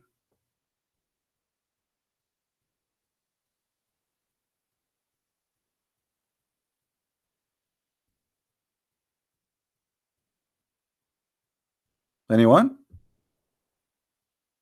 Okay. What about Ramadan? Why you fast Ramadan?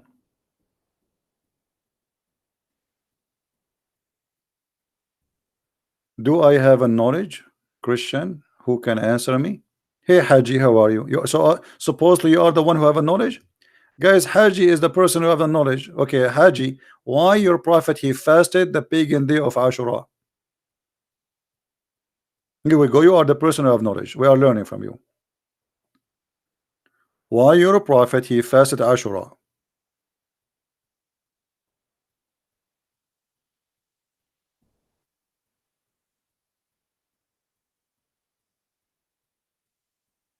Are you going to answer me, Haji? Or you are just a text Haji?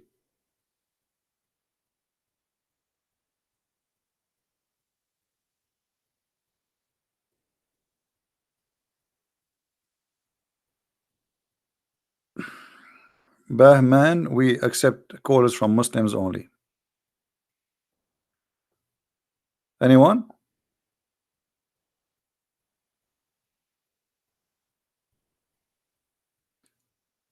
Are you serious? Just to challenge me in front of your disciple, and the only way to fulfill it for you, open your Skype, but you refuse. You are an idiot because I have Paltalk open and it's the same as a Skype. Call me. You are being stupid now. Anyone wanna call me? You can call me in Paltalk. It's a free program, the same as Skype. And my Skype, my Paltalk is open. Here we go. And this is my name in Paltalk for those who wanna call me. And I am online. Who there? Stop being a coward. I'm waiting for a Muslim to tell us why your prophet he chose to fast this day. Okay, if you don't dare to call me, what about you answer me in text? Why your prophet he fasted Ashura? Who wanna tell us? Anyone? Who is a Muslim who can give us in the text in the chat why Muhammad he fasted Ashura? Look at this religion. They don't know.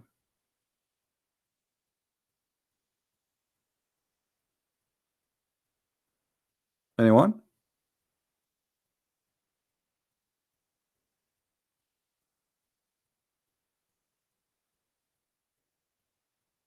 We don't know.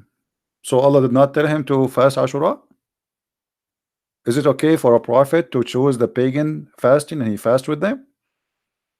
When the pagan they fasted Ashura, they are fasting to who? To their God. Why Muhammad fasting the same fasting? If this is a pagan practice who practice fasting for their pagan God, and Muhammad he practiced the same fasting with them, that's mean he's a pagan too.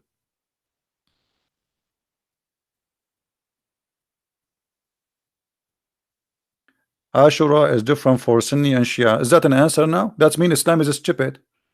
You have one prophet, you have two fasting. Ashura for the Sunni is different from no, it's not different. It's not different. Study well, you will see.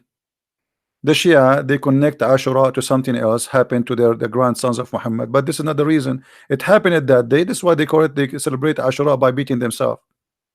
Very, very naive of you. Still, the fasting of Ashura.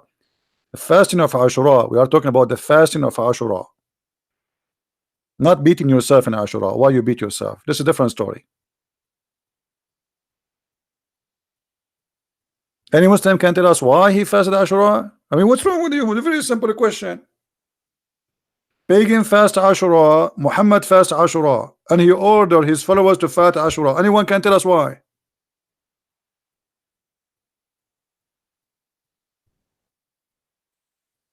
Look at them.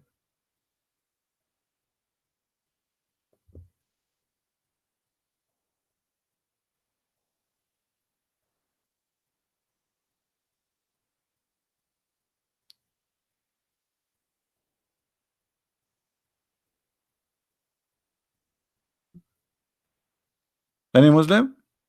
Okay, we will change the topic because look like there's nobody. Samir, you don't upset me, but you see, I don't like hypocrisy. You see, when somebody is an engineer and he speak like a kid, I mean, that's it. How you say to me that circle is a flat? I mean, is your brain is a flat? You see, we speak about Muslims are being silly and they don't want to use their brain. You are an ex-Muslim and you are an engineer and you do software programming, and yet you think that the circle is a flat. I mean, that's something. I'm not upset from the circle. I'm upset from stupidity. It's you who carry that sentence and you go to different program and you say, Christian Prince, you think the circle is not a flat. It's you who said that. Silly. Circle is a virtual shape, does not even exist. There's nothing is called circle. So how you make it flat? What flat? Anyway.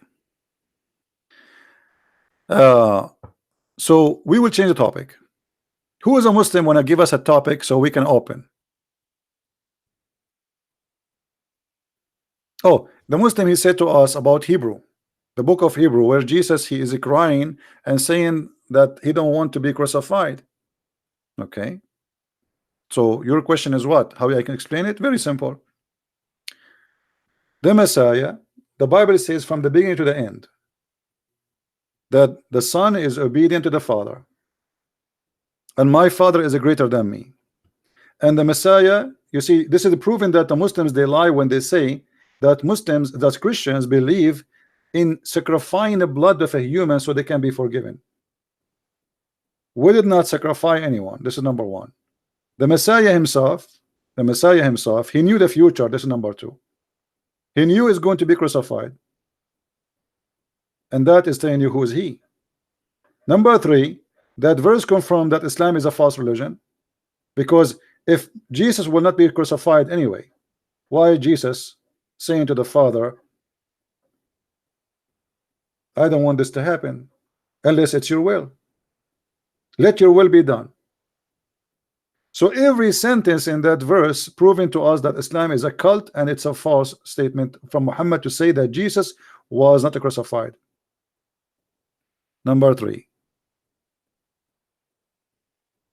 when Muslims they say that the Christian God, he killed himself,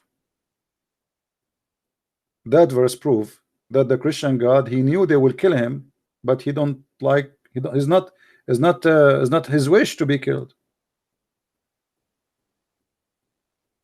but he don't want to be involved to change the future. Let your will be God. What does that mean? He knew it's going to happen and he will not change it.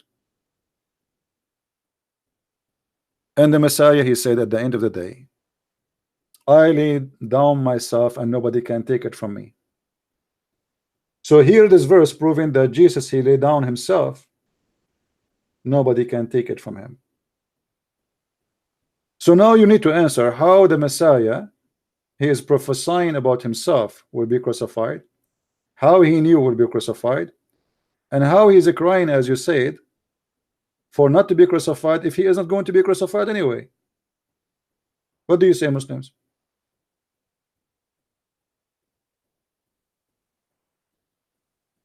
Any Abdul?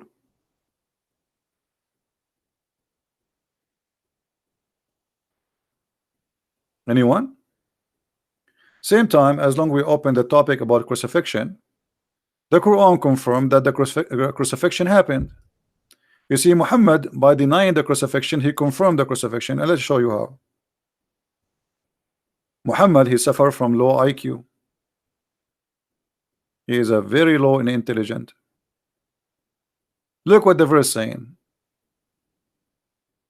They say, who supposedly the Jews, we killed the Messiah, Isa, Jesus, the son of Maryam. Look how stupid this statement is. Guys, the Jews, they say we killed the Messiah. The Jews are waiting for the Messiah. How the Jews, they will say we killed the Messiah? Any Muslim can tell us how such a stupid statement can be made? Who is the Jew, he says we killed the Messiah? Can you show me that Jew? Who is the Jew who says we killed the Messiah. Who is the stupid here? Any Muslim can show us the Jews who say we killed the Messiah? Because if they killed the Messiah, then why the Jews are waiting for the Messiah? The Jews don't believe they killed the Messiah. So this is number one lie. Number two, they say we killed the Messiah, the son of Mary. Why? Why they say he is the son of Mary? So that means the Jews believe that the Messiah is born without father. Correct, guys? Is that correct? When we say that we killed the Messiah, the son of Mary, that means the Jews admit and agree that the Messiah is a son of a virgin woman, but the Jews don't believe in that. So this is lie number two about the Jews. Lie number three, but they killed him not, nor crucified him, but the resemblance of Isa was put over another man. Hold on. That's getting more funny. Allah, he put the resemblance of Isa, brother, over somebody else. Okay, hold on. If we ask any Abdul, why Allah he put the resemblance of Isa over someone else, what a Muslim will say? Who is a Muslim? Mohammedan will say to us the answer.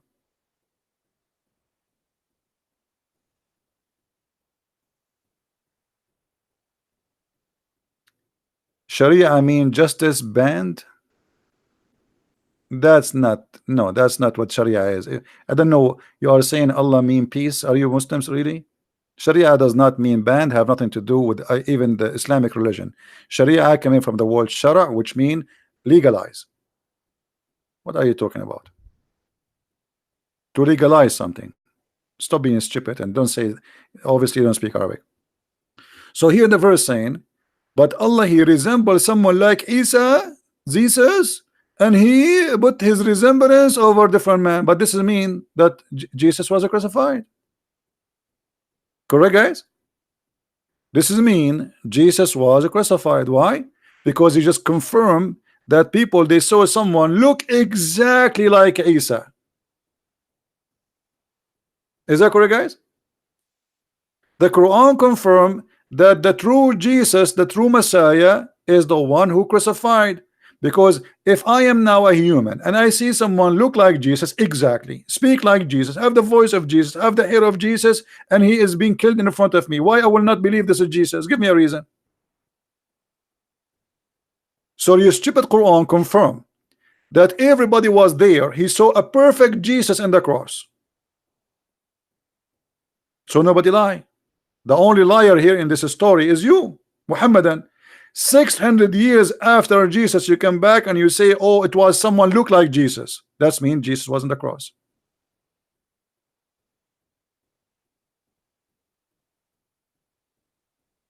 This verse is not written in the Quran. This Abdul saying to me, this verse is not in the Quran. No, it's in the Quran. This is chapter 4, verse 157. Maybe you have Quran of Zakir Naik. That's why it's not there. Zakir Naik, he got his Quran from the flea market. The goat ate most of it. Any Muhammadan?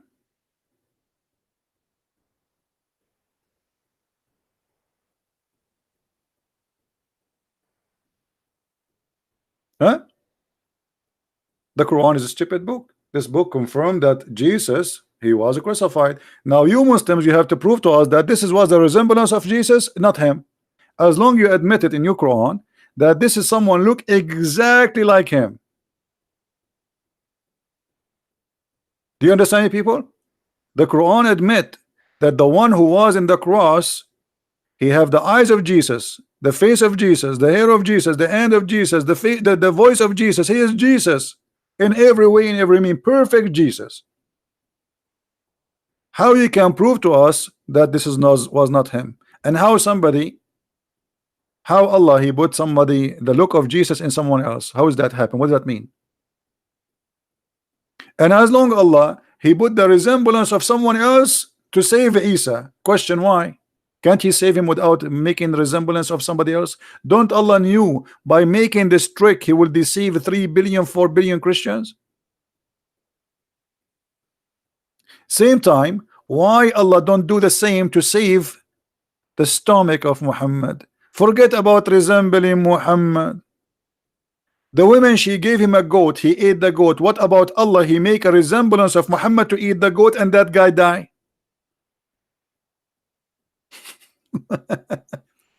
You know what I'm saying, guys? Why Allah want to save Jesus by making somebody resemble Jesus, but Allah will not make somebody resemble Muhammad to save Muhammad?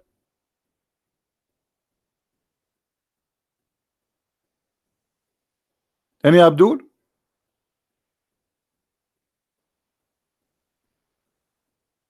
Here we go. Your prophet, he died and he is suffering from the poison. If Allah resembles someone look like Muhammad, he eat the goat, Muhammad will be laughing right now and say, hey, hey, my feelings is fine. The guy who died is different one. Because Allah resembles someone look like me and he made him eat the goat. Do you see it?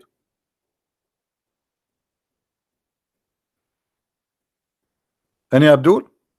Stupidity. So every simple question of those are disaster for the cult of Islam. Allah did not resemble Muhammad to save Muhammad. Allah resembled Isa to save Isa.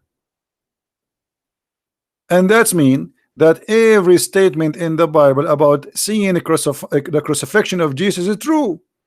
Because the Quran confirmed that. The Quran confirmed that this is someone resemble exactly Jesus. So if the disciple of Jesus, they said we saw Jesus in the cross, they are not lying. The Quran confirmed that.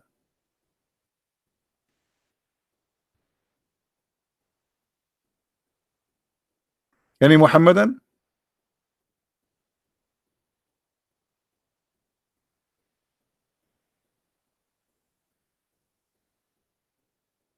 Any Mohammedan here?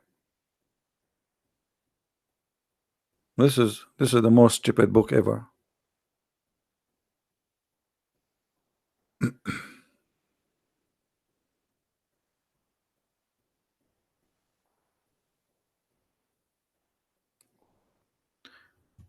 Until now, how many questions we ask about Islam? Zero answer. Why Allah he sent Adam in Sri Lanka? How Adam went all the way from Sri Lanka walking over the water coming to Mecca? Did Adam, brother, he built a ship by his own, brother? Why Adam landed in Sri Lanka and Eve landed in the Arabian Peninsula?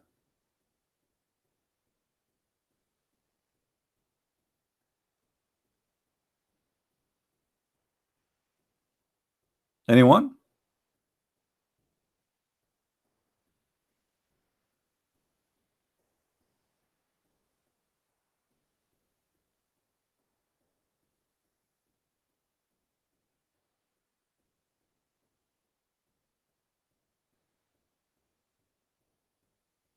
Any Abdul?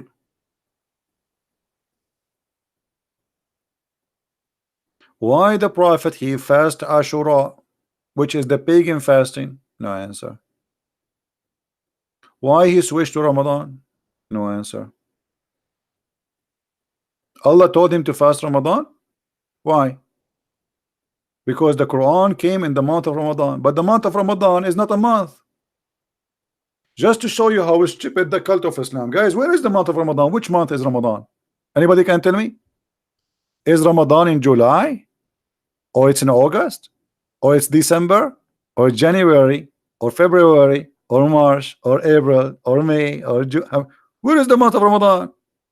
Let me show you the madness and the stupidity of this cult.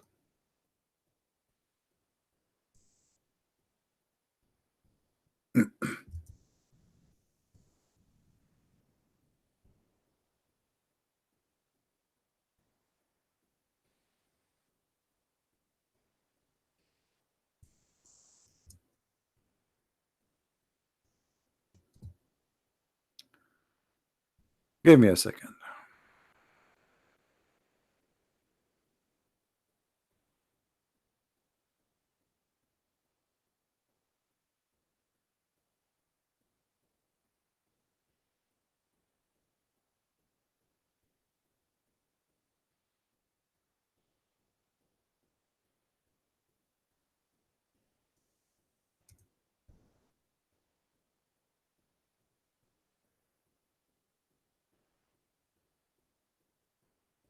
All right.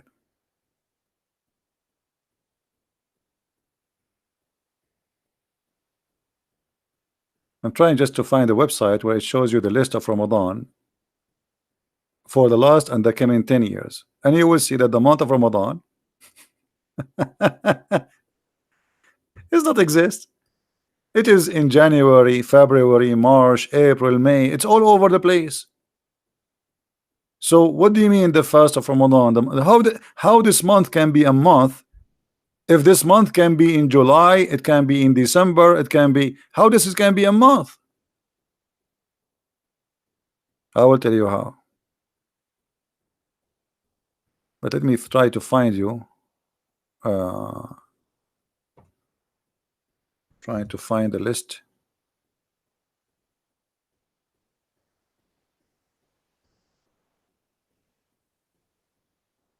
What happened? They cannot find the website.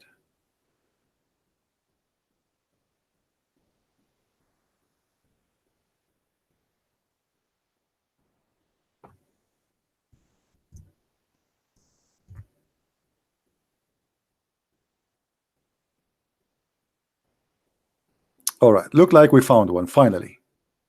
Thank God. Guys, read with me carefully. This is the month Ramadan. This is a Muslim website. Ramadan in 2013 was in July 9. In 2014, June 28. 2015, June 18. 16, June 7. Let us move. Ramadan will be in May 6 this year. Then is going to be in March 23. We are jumping, just to show you. In 2027 is going to be February 8. In 2030 is going to be January 6. What is this? Muslims, what is this? If Ramadan is when Muhammad, it's a date, and this is the date when he received the Quran, how this date can be January sometime, February sometime, July sometime, August sometime, September sometime? What's wrong with you?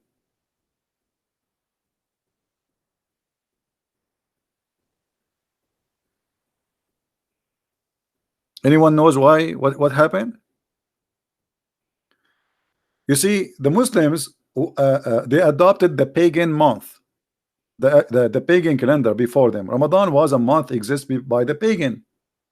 But what my Muslims did, they decided to change the date of the year to start by Al-Hijrah. What does that mean? The day where Muhammad, he left from Medina, from Mecca to Al-Medina. And by doing that, they switched the year. The year is not the same before. It's messed up. So now the calendar is moving.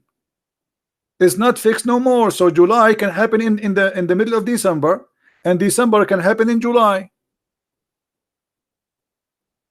Any Muslim want to say to me I'm lying?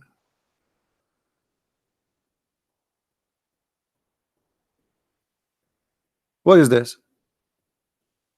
Imagine Muhammad received Quran in April, and now you Muslims, you celebrate receiving Quran in January or in December, depend on the year. What's wrong with this cult?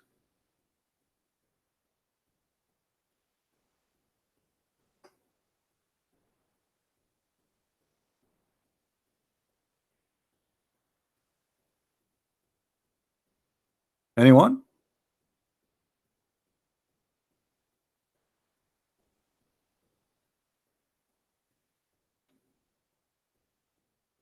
No answer. What a stupid cult. Okay, let us go to the Quran. Just for the sake, there's a program, a comedy program. It's called for a laugh. For a laugh. Let us see how Ramadan is functioned in the Quran.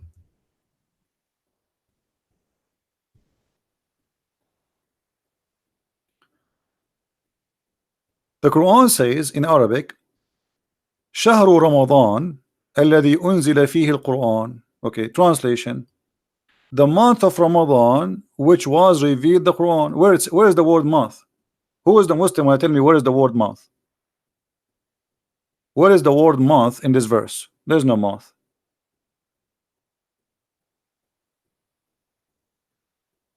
No, there's no month. The word shahr, you can go right now to the Hebrew, search for the word shahr. The word shahr is a word mean the moon. The moon. The moon of Ramadan, which was revealed the Quran. Muslims, how the moon of Ramadan is the where the Quran was revealed. In the Arabic language today, the word shahr mean the word shahr mean a month, but this is not the origin of it. The word shahr mean a moon. So the year for Allah is a 12 moon.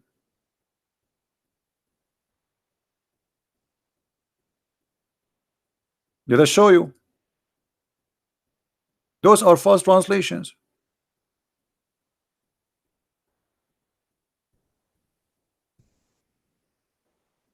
Hmm?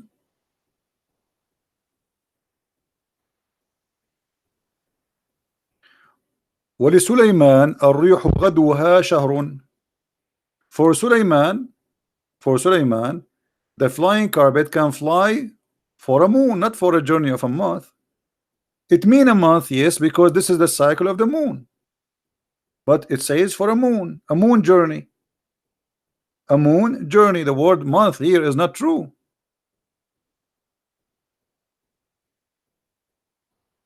Any Abdul? No, the word shahr mean moon. Okay, hold on, let me show you. You Muslims are you live in denial, brother.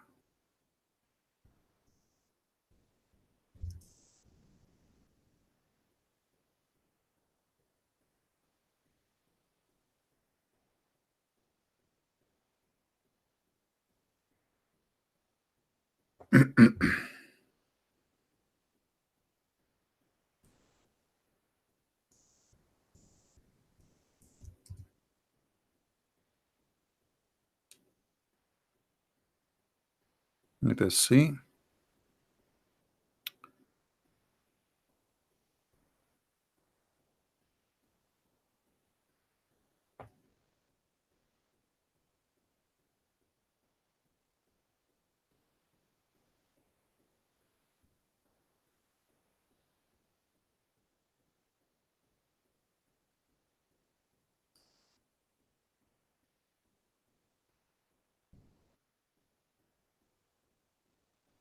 Do you see it?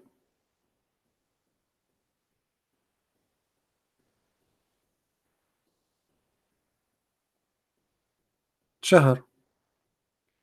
You can go to any Hebrew dictionary too, and you will find that the word shahr mean moon. Okay, so in the moon of Ramadan, you receive Quran, but the moon of Ramadan when? Is that in July? Why Ramadan this year in May? When Muhammad he received the Quran first time? And did Muhammad receive the Quran all of it in 1 month? That is very silly.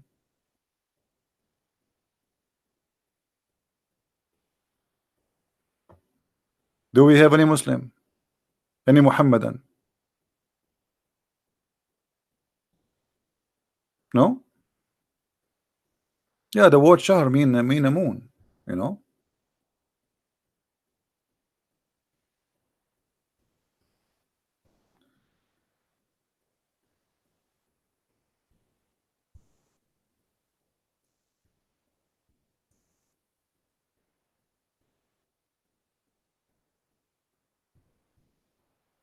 All right.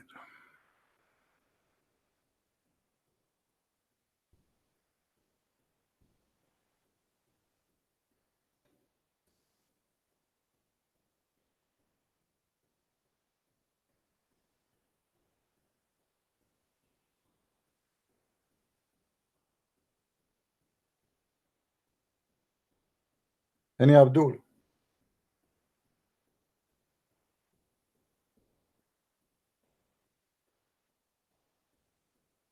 Nothing? They don't know what they are worshiping. They have no idea. That is a silly argument. Why it's a silly argument? If I say to you, you saw Ramadan, just let me show you who is a silly. If I say to you, we saw Trump in the month of Ramadan, but the month of Ramadan can come in July, can come in December, can come in May. Who is the silly here, Abdul? You are saying to me this is a silly argument? So what the point of saying to me in the month of Ramadan, if Ramadan can be anything?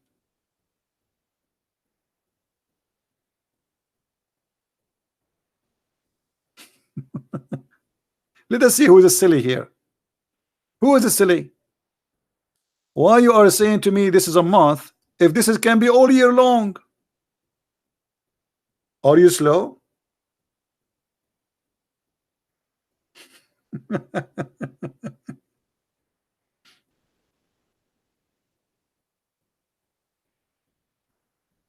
Do you understand me, guys? It is silly if you are low in the IQ. Imagine I'm going to celebrate my birthday, and my birthday is Ramadan 11. Hmm? I want to celebrate my birthday according to the Islamic calendar. Ramadan, I am born in Ramadan 11, let us say. Okay, when is going to be? How my birthday is going to be sometime in June, sometime in December, sometime in October. Who is a silly here?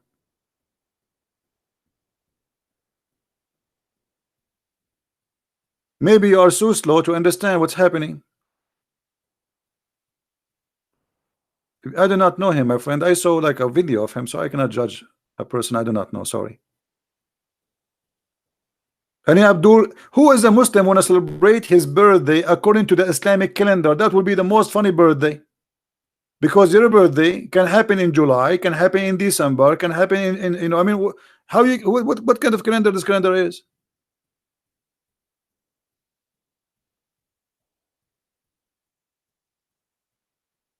Hello? What is the guy saying this is a silly argument? Is he still convinced that this is a silly argument?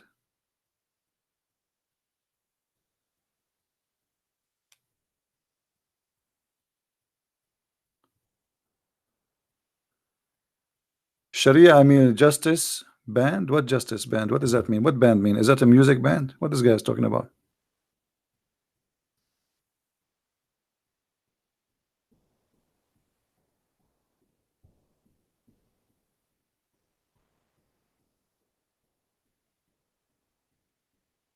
Hmm? What Sharia? I mean justice band. Let me show you your Sharia. You want us to talk about justice? Let's see justice. Let us show you the justice, the stupidity of the justice of Islam.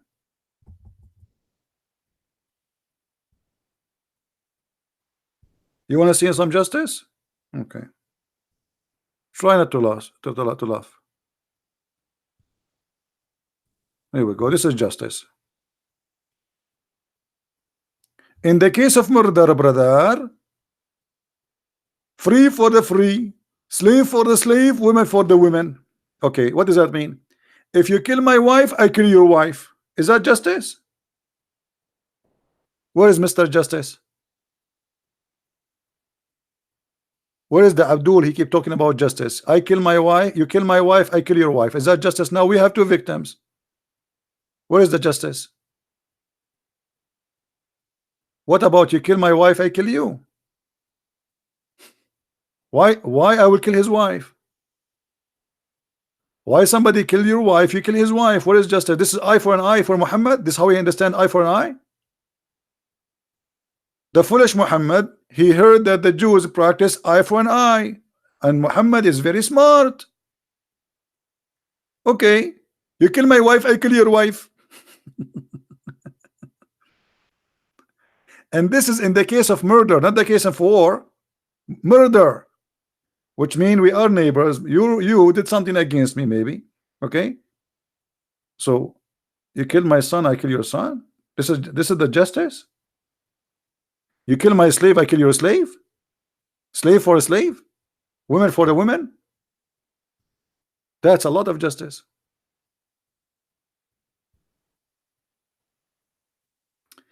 Don't text me unless you are a Muslim. Otherwise, I'm going to block you. I'm blocking anyone who texts me. He don't say clearly I'm a Muslim.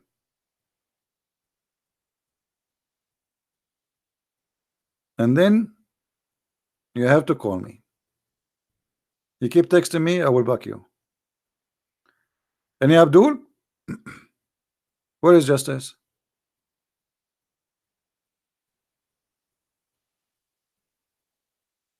Hey, Muhammad Zaid blocked you. Who are you to block you? What is your name? What is your name in Paltalk? You are the coward. Give me your name. I will call you. You are a coward. You did not. Did you text me?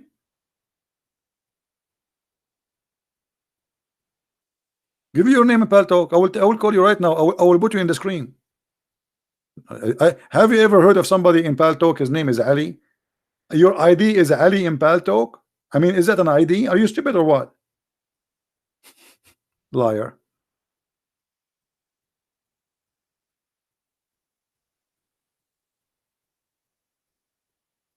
Yeah, I get that. I get that. Have you ever heard of an ID of somebody in a program have hundreds of thousands? His name is Ali. That is the most stupid statement ever.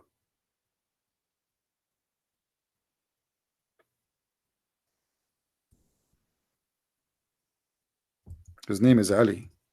True story.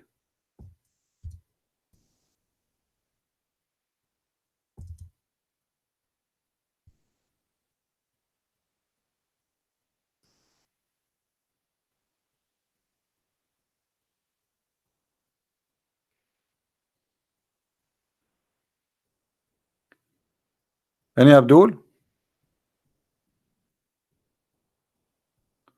His ID, wise man. Okay, this is wise man. Well, he did not say to me, I am a Muslim. He says, send me a text. He says, hi. Hi, hello. It's me you are looking for. Okay, wise man, I'm going to text you. Hold on. Here we go.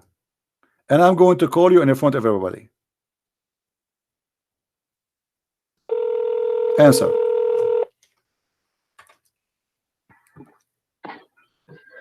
Hello? Hi, so Mark 16 is a forgery. It's deleted from most Bible versions. What is that? Mark 16. What about Mark 16? Is that in the month of Ramadan? You're quoting Mark 16. It's deleted from most Bibles. It's deleted from most Bibles. What happened? Is that verse eaten by the goat? No, it was added by the Greek scribes. No, hold on. You need to tell me what happened to this verse. Is The it pagan eaten? scribes Hold added on. So you should do your research. No. Where Mark 16 is deleted from most of the Bible? Can you show me? Hello? Hello? Yeah, it's not in the English Standard Version. Okay, this will mean that the translation is stupid like your prophet. So? No, it's not in the manuscript. No, it's not deleted. Here we go. I will show everybody. Here we go. Here we go. No. This is stupid. Not in a single manuscript You see, before you are a stupid donkey. You are a certified. It appears You are a certified donkey. simply. You are a certified donkey. Now I'm asking you. David Woods has I'm said this asking is a you. forgery. I'm asking you. I'm asking you. I answered you. I answered you, and I showed you that the verses in front of us. The Holy. Shut up.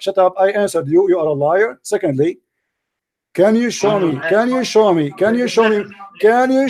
the book of Mark in the Quran? All the book of Mark. Mark 16, it's not in. Can you show me the book of Mark in the Quran? Why the Prophet of Islam did not mention the book of Mark? What do you think? It's not even inside. I'm asking you why you're a prophet. Why you're a prophet? He did not mention the whole book of Mark. What happened? Mark 16 is a forgery. You need to accept You that. see, you are okay. You are a kid. You want to repeat yourself. You can repeat yourself as much as you wish. You are the forgery. You have to prove it. Open up Mark 16. I have it in front of me in the screen. I put it in the screen for everybody.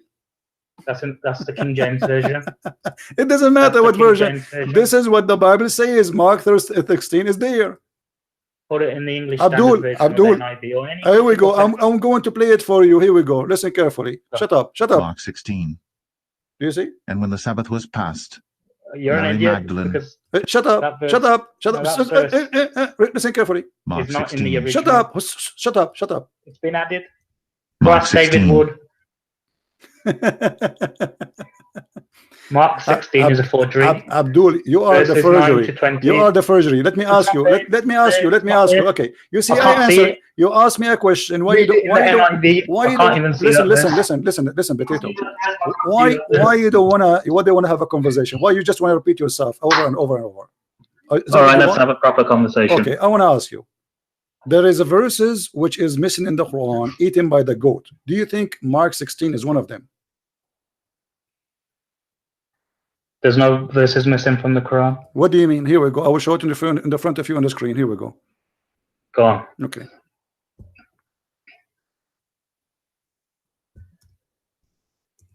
All right. And anyone can check Hold on. Mark 16. Don't Look okay, at the anyone. footnote Yeah, in it's the in front of NIV. me. The verses are not there. I changed the translation. It's there. You are a liar. Everybody can go. And now, not there. here we go. Here we go. Here we go. Read the footnote. Is you said there's nothing missing in the Quran. Read with me carefully. The hate in front of you on the screen.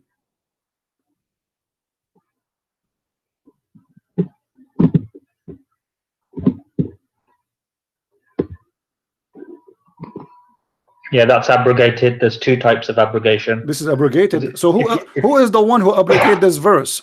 Who is the one who abrogated this verse? The goat or Allah? That hadith doesn't have a strong chain of narration. No, this is Sahih. No, it doesn't have a strong chain of It narration. is a strong chain of narration, and this is the book No, of it Ibn doesn't have a Majah. strong chain of And narration. here we go in front of you. It It's says well- this is a correct hadith. Stop lying. Stop lying. No. Okay, hold on. You just said Wrong. okay. Hold on. You don't have the original. Everybody heard you saying this verse is abrogated. So you agreed that there was a verse which is about stoning to death, correct? Yeah. Okay. And there's a verse about the breastfeeding for adult, correct? I don't know about breastfeeding for What do you adults. know? So you know about Mark, but you do not know about your religion? Because I studied Christianity. You study nothing. You are an idiot. Here we go. The verse in front of Mark us. 16 The is a forgery verse in according front to of us. most textual You are a critics. stupid liar. There's nobody believe in this. And now I'm asking you why the Nobody verses. believes Hold what? on. Nobody Okay. believes Hold Mark on. 16 is a Okay. forgery. Hold on. We will go with you. Go with your lies. You agreed that the verse of stoning to death was there and it's abrogated. Did you say that? Yeah. Okay. What is the verse which abrogated this verse?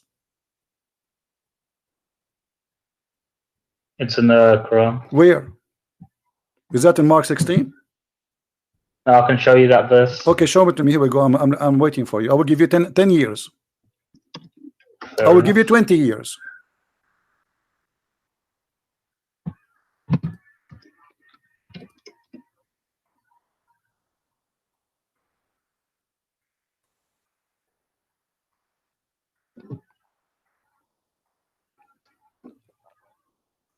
If there is any Muslim in the chat, you want to help this Muslim brother, please help him. The goat No, ate the Quran. I don't need help. You do not need help. Okay, We it's were going. quoting Mark 16 earlier. Okay, Remember it's that? going to take you 10,000 Even years. David Okay, Wood hold said on. Mark Don't change topic. 16 Don't is a change topic. forgery. Here we go. So Mark 16 obviously is It's a forgery. It's a forgery. Even David Wood. You see, said that. Abdul, you are a potato. You are a potato. You are trying now to escape. I want you to show. Potato. I want you to show me where the abrogated verses for stoning to death. I can give you a general ruling. What general ruling? No, you said to me in the Quran a second ago. Everybody heard you saying. I said to you, Yeah. where is the abrogated verse for this verse? You said to me in the Quran. I want you to show it to me. Yeah, chapter 2, Chapter 2, verses 106 to 107. 206, 207. Okay. 106 and 107. 106. Okay. Read the verse for us where it says that this is abrogation for the verse you mentioned. No, it says any verse can be abrogated. This is not the. You see, don't be stupid, idiot. That means the whole Quran can be abrogated. I mean, you're a stupid. Are you an idiot or what? Where is the verse? You said to me the abrogation for that verse is exist in the Quran. Where is the says verse? what? No, where is the verse abrogate that verse? Because in order to abrogate a verse, you have to replace it with a verse. Verse about it. Where is the verse abrogate stoning to death? That's the verse. It's a general ruling. That's stupid of you. Secondly, I want you to show me one Muslim in the world agree that the verse of stoning to death is abrogated. Otherwise, you have to admit that you are a certified donkey. I think you've lost the plot. No, I'm asking you, I am challenging you to show me one Muslim in the whole world believe that the verse of stoning to death is abrogated. Which means it's not to follow. So. Huh? Every Muslim believes that. No, you practice it. Do you practice stoning to death or not? No, maybe I don't practice stoning to death. No. What? I don't practice stoning. Because no. you're a potato. I'm asking you, do Islam practice until now stoning to death according to Islam? Yes or no? Yes. Okay, so why they practice it if it's abrogated? Are you donkey or what? How you say to me it's abrogated and Islam practice it? Because the verse is abrogated, but not the ruling. The verse is abrogated. Okay, show me where the Quran says that the verse is abrogated. In 106 and 107. No, this verse doesn't say that. The verse say here, if Allah wants you to cause to forget the Quran, He will give you something better or similar. Did Allah give you something similar or better? Yeah. Where is the verse similar or better than the verse of stoning? Show me. Where in the whole Quran speak about stoning? Because it says something better or similar. Show me either better or show me either similar about stoning to death. The lashings. What? The lashings. No, that lashes is not abrogated. This one is still the same. This is stupid idiot. That one for single people. Stupid. You're a donkey. I think you've lost the plot. Stupid. You're stumbling. That verse. What are you getting angry for? That verse is a for single people who they are married. Stoning to death is for married people. Topic. Listen, Abdul. Listen. I'm asking David you. Wood said Mark 16 be honest with you. And you're saying he's lying. You are a donkey. Don't say David Wood. He says something. You are a liar. You are a donkey. I'm asking you. It's on video. Listen. No problem. No problem. Show you right now. Listen. No Christian believe that this is a forgery. You are the forger like your prophet. I'm asking you now. According to everybody, listen. According to every Muslim, who is the one who sent Mark 16? I'll show you David Wood. Who is the one who sent Mark 16 down? Is it Allah?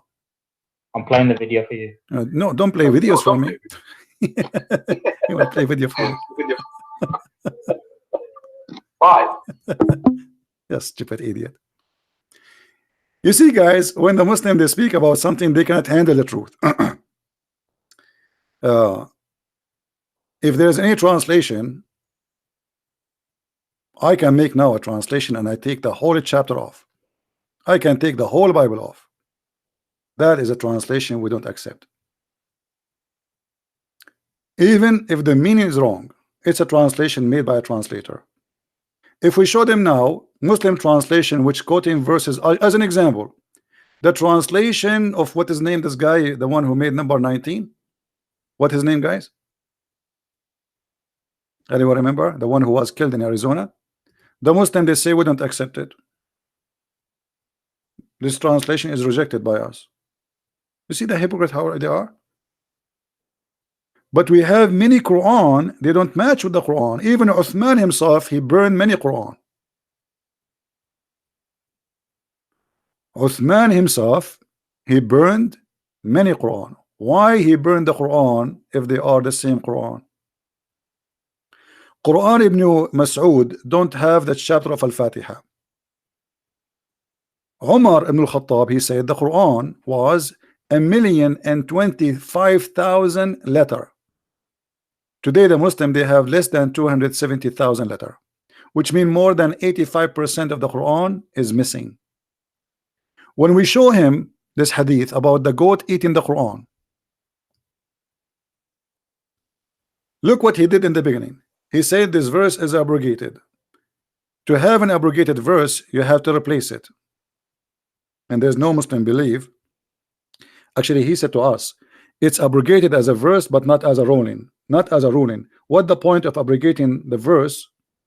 How the verse can be abrogated if you follow the ruling? And what the point?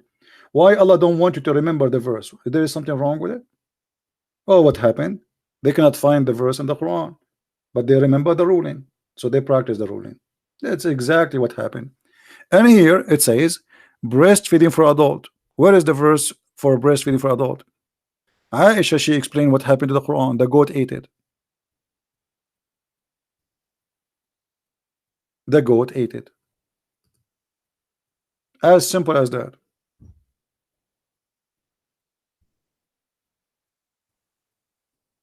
If there is any Muslim want to say that this is not true,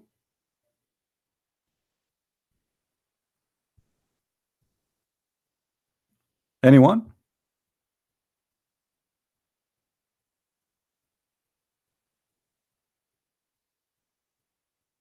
Who is a Muslim want to say something? There is an Imam, his name is Suyuti. Let us see how many verses missing according to As-Suyuti.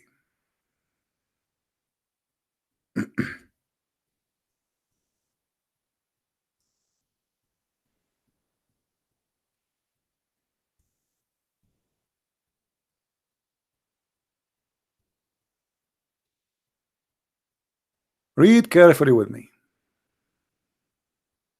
All those are by Imam As-Suyuti. He counted 57 count of corruption in the Quran, and he is a Muslim Sunni. 57 story proving the corruption of the Quran, but this does not mean 57 verses are missing. No, that means there are thousands of verses are missing. Look what this guy said. He said that the verses of stoning to death was abrogated. Look what Umar he said. Let me get him busted.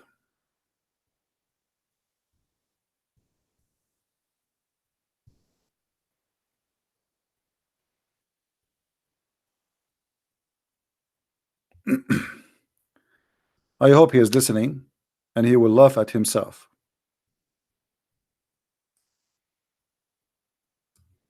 And we will show it to you from Sahih al-Bukhari, which is a very Sahih hadith. You're a liar. There's nobody believe that this verse is abrogated. Not by ruling and not by verse, but it's gone. It's missing. Look what Umar he said. I am afraid that after a long time has passed, people they may say, we do not find the verses of a rajam. The guy, does it say verses? Does it say verses or a verse? It says verses, right? That's mean there should be, we should have verses, not a verse. Not one. Verses of a rajam. Rajam means stoning to death in the Holy Quran. And he is afraid that they may go astray from the obligation which Allah has revealed. Okay. If it is abrogated, why Umar he believe that he's afraid? Allah abrogated. Is Umar correcting Allah? Is Allah stupid? Who is the one who will abrogate the Quran? It's Allah. Okay, if it's abrogated, then Umar, this is after the death of Muhammad. That's it. There's no change will happen. Muhammad is dead. No addition will come to the Quran. And yet Umar is afraid that people will not practice the death. Why? Because they cannot find the verses, not because it's abrogated, you liar.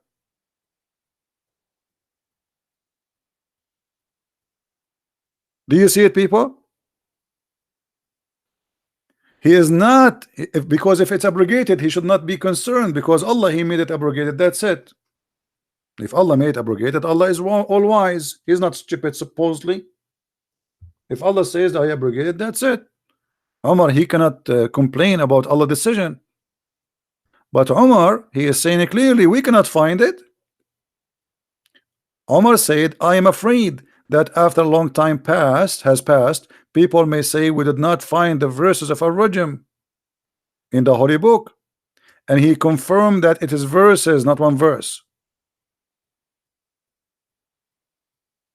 So why you are lying, saying to me this verse is abrogated? What a big fat liar you are. If it's abrogated by Allah or the Prophet, no Muslim will complain and no Muslim will say I'm afraid.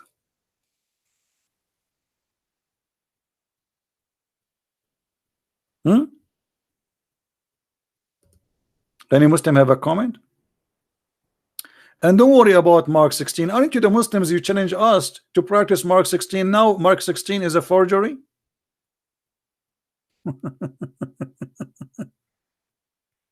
And you know what? Let us go with you. Let us say you are now excited. You found that Mark 16, according to you, is a forgery, but that will not change anything. Still, Mark, the whole book of Mark, saying that Jesus is God. So, what the difference will make for you?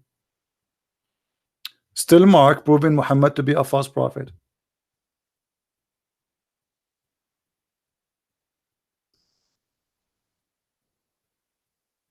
Any Abdul?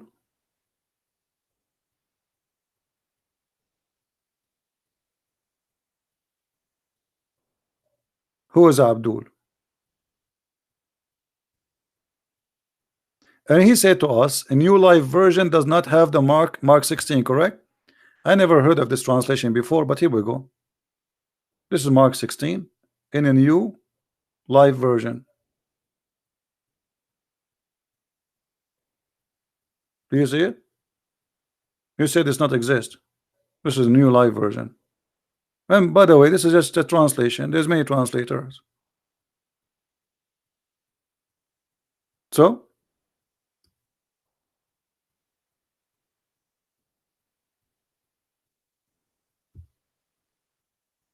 do we have any Abdul here? So this is the best you come with? And look how they deny. They say this hadith is not sahih. So you are saying to me it's a forgery. So you are complaining about forgery in Christianity, but you are agreeing that Islam is a forgery because this is the books you call it sahih. So how you call the book sahih, but it's the book of forgery? Do you see, guys, the stupidity? You are saying that Mark 16 is a forgery, and the second I show you your book, you say this is to me, this is a forgery. Anything make Islam look stupid, you say it's a forgery. And why Islam is based on Sahih transmitted hadith? Why Allah need the hadith to prove Islam? I thought you have the Quran.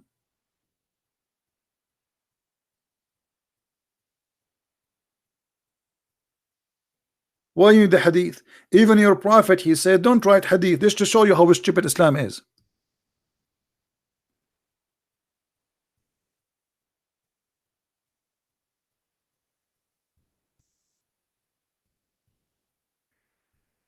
I never saw a stupid cult like this.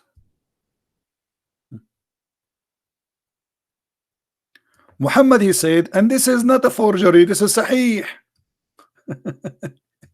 I mean, guys, look at this madness. Muhammad said, don't write down anything from me, and he who took down anything from me except the Quran, he should erase it. Does it say that? People, does it say that? So why you Muslim you have Sahih al-Bukhari? And why even this hadith is written? This hadith in of itself is against Allah Prophet. Imagine I say to you, don't make coffee, and you say to me, he just said to you, don't write hadith. You write that? Muhammad, he just said, don't write what I say, only write Quran. And you write, the Prophet, he said, don't write what I say.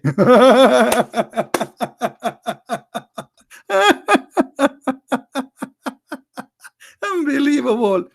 The religion of the most low IQ ever. Your prophet just told you don't write the hadith. You are writing the hadith, saying the prophet says don't write the hadith. What's wrong with you? He just said to you don't write that. You write it down.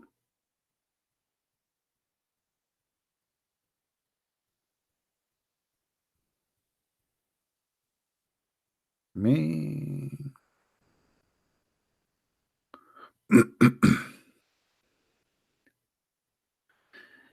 Can you share good proof that the moon was okay? Let me you're asking me to find more reference. Okay, give me a second. Hold on. This guy is asking me to show that the word shahar mean moon.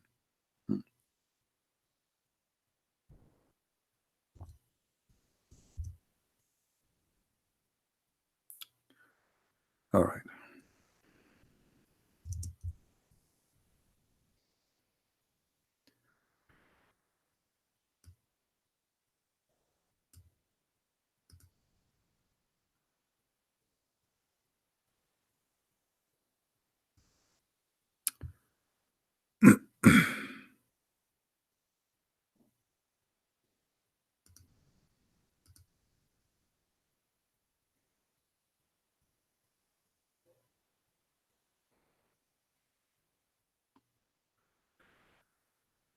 All right.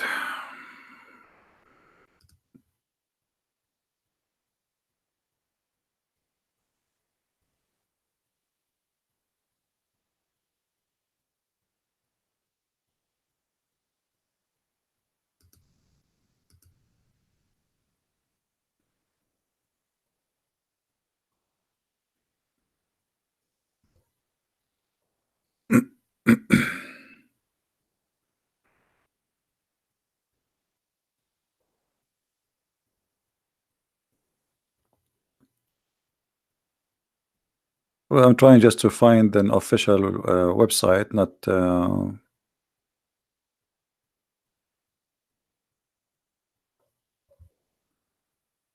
just a website.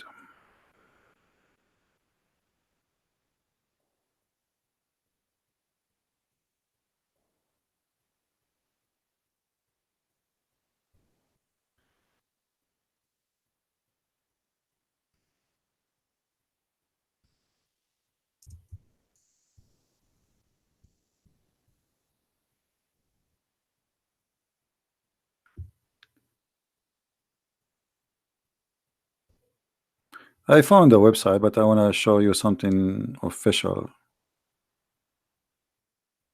not just anything.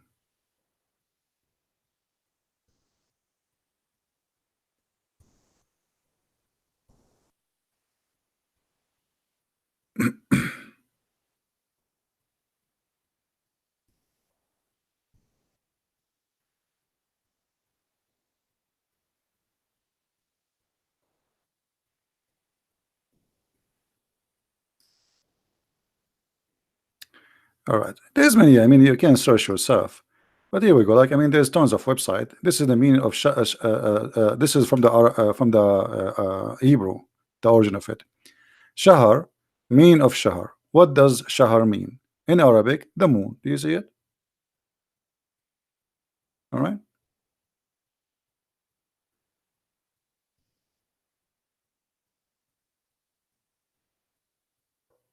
Do you see it? So you can search. I mean, this is basic knowledge. It's not like something really a big deal. But most of people do not know. But you know, most of people, they are ignorant. They don't want to earn knowledge. Yeah. So Shahr is the moon. Never was a month. But by time, because the moon practice became Islam, Islam is trying to copy the Jews. You know, the Jews, they use the moon for their calendar too. So Muhammad is copying the Jews. He copied the Jews, and by doing that, he copied whatever the Jews they have. And the word Shahr is the moon.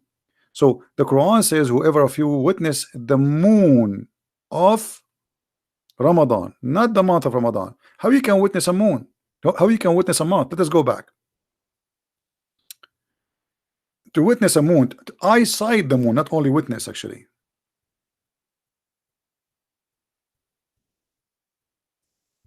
let us see. Hold on.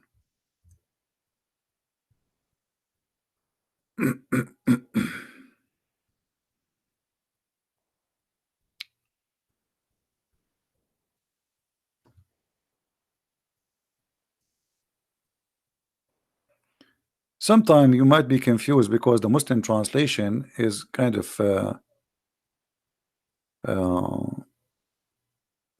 confusing. Okay, do you see here what it says even in the Muslim translation?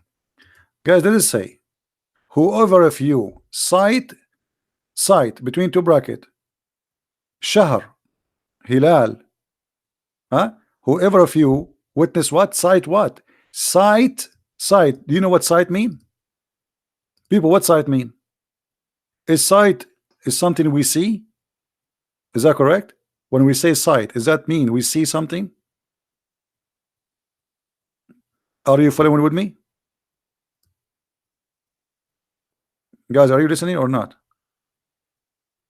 When we say one of you sight something, sight, it's mean we see it, right? Okay, see what? Even between two bracket in the Muslim translation, they say the crescent first night of the month of Ramadan. The crescent what? The crescent moon. You cannot sight the month. You sight the moon.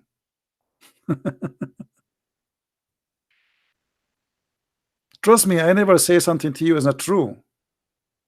I will never. You see, if I don't know, I will not open my mouth. Like, because a foolish man is somebody speak about something you do not know.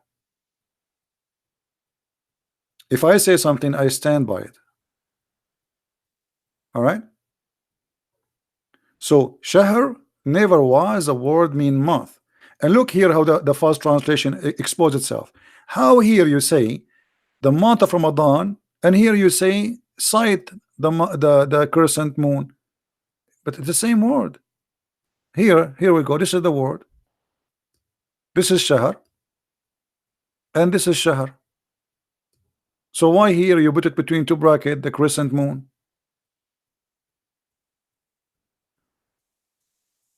You see it? So Ramadan is not a month, it's a moon. Whoever of you witness sight the moon of Ramadan, the Muslim, they believe that Ramadan is a moon, and that is the moon of Ramadan. So when you sight the moon of Ramadan, which is the crescent moon, and here you need to ask yourself, why the crescent moon? Why it have to be the crescent moon? What about seeing the moon? Any Muslim knows?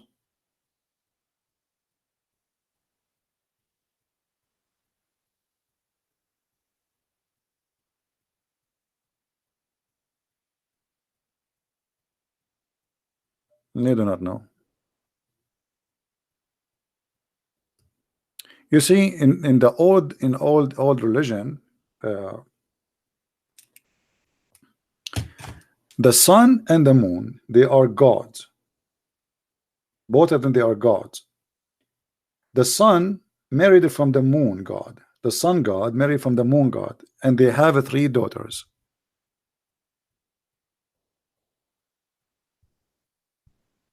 You remember their names, right? Allat and Al-Uzza and Manat. Chapter 53, verse number 19 and 20. Al-Lat, and we explained to you before, the word Al does not mean the, in this case, it's mean God. Al in the old Aramaic and Hebrew, it is a word mean God. So you put al before. Now the word al in the new Hebrew transformed to be el. So instead of al in the Hebrew today, we have el, Emmanuel, Elohim. Okay, el. So al, the same word al became el. So in the old Hebrew, it was Israel, not Israel. It was Mikael, not Mikael. All right. Now, al is an Aramaic word which is God. Have nothing to do with any God. Any God. You put it in the front of anything, you make it God. So, al-Lat, God Lat. Al-Uzza, God Uzza. Makes sense, right? Those are goddess female. They are the daughters of Allah. Once I heard somebody asking the funny James White. They ask him, do Muslims worship the moon god? He says no, because the Quran says don't worship the moon. That's stupid. Because the Muslims, you know, the moon god worship is not worshiping the moon, is worshiping the moon god, which is the God who in control of this moon. What people they see, this is why we see here in the other verses say the crescent moon. What the crescent moon? The crescent moon present another God which is known in the Quran and even known in the Bible. Anyone remember what the name? Let us see how many of you will remember. The God which is God of fertility. What his name?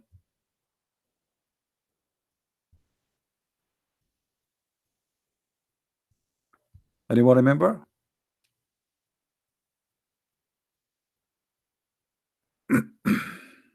Baal.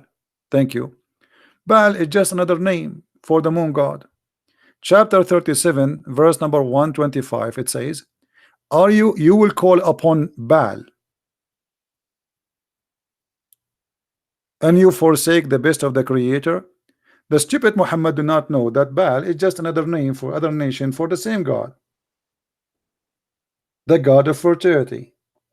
So the crescent moon, supposedly, that when the moon god Baal, he show his horn because he is the male and now he's having sex. This is why the Arab, when they have the crescent moon, they start all their activities, which is about like, let us have sex, because now the god of fertility, he will make the women have a child. If you go in the black stone, you will see that the black stone made in the shape of a vagina. Why it was made in the shape of a vagina? Why it's not made in shape of something else? Let us go to the black stone. Hold on.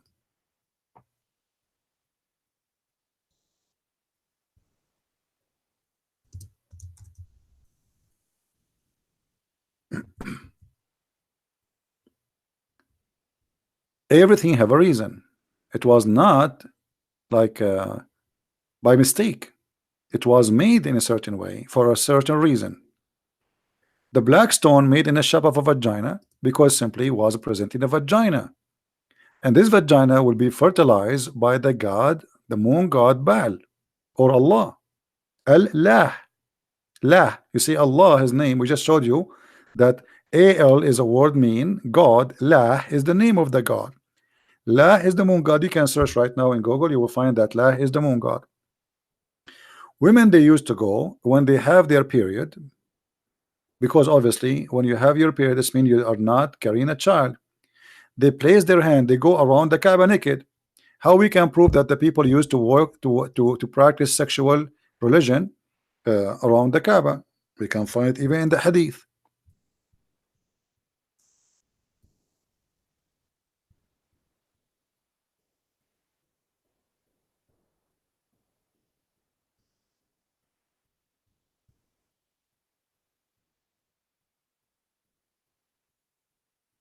Let us see.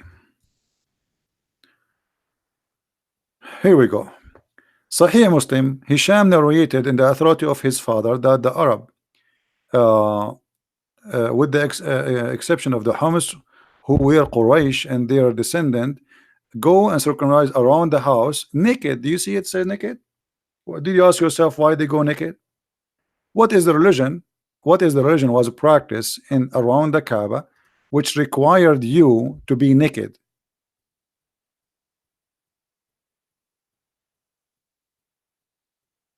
Because this is a sexual Kaaba. The moon god Baal, the fertilized god, he is going to fertilize your vagina. So they made a black stone in the shape of a vagina. And then the women, and by the way, everything I'm saying to you is coming from Islamic books. You remember? We showed you. This is coming. Why the black stone became black? Because of the blood of the women period. Women, they place their hand in their vagina, and then they put their hand inside the black stone. And then the man after that, he come and he wrap his penis inside the black stone, praying to Allah to make the women carry their seeds. This is the black stone. It is totally a vagina.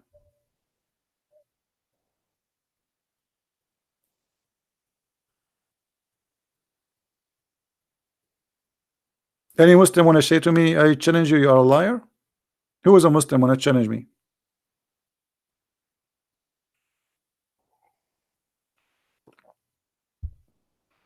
What was the religion practice around the black stone, around the Kaaba, where it's required to take off your clothes naked? Women. And actually, Muhammad, he forbid people to walk around the Kaaba. If you have my book, Sex and Allah, you will read that Muhammad, he forbid people from going around the Kaaba naked because he saw a woman, he liked her vagina and her breast. Ask the Muslims, when the last time people they used to go naked around the Kaaba? They say to you, in the last year of Islam. Okay, hold on. So Muhammad now, he controlled the Kaaba for many years. Why until now, and almost he is dead, he did not forbid people from going naked around the Kaaba? Islam now is controlling the Kaaba. Islam controlling Mecca. Who is the one was going naked around the Kaaba then?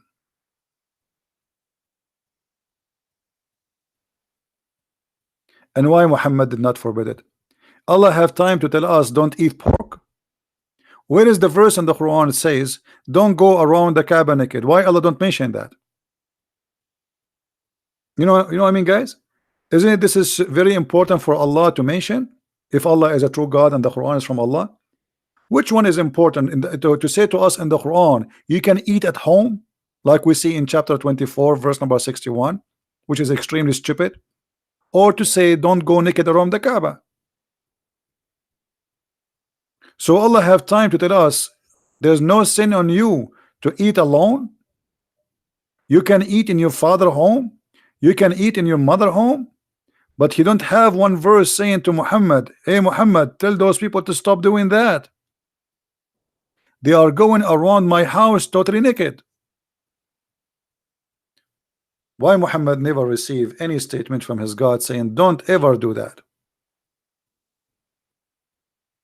There's no restriction on blind, no restriction on lame, no restriction on the sick, nor on yourself. If you eat in your houses, look at the wisdom.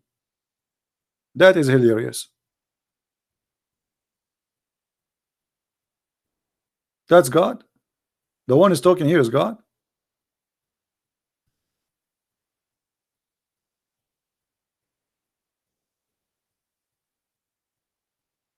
Muslims, the one here is talking is God.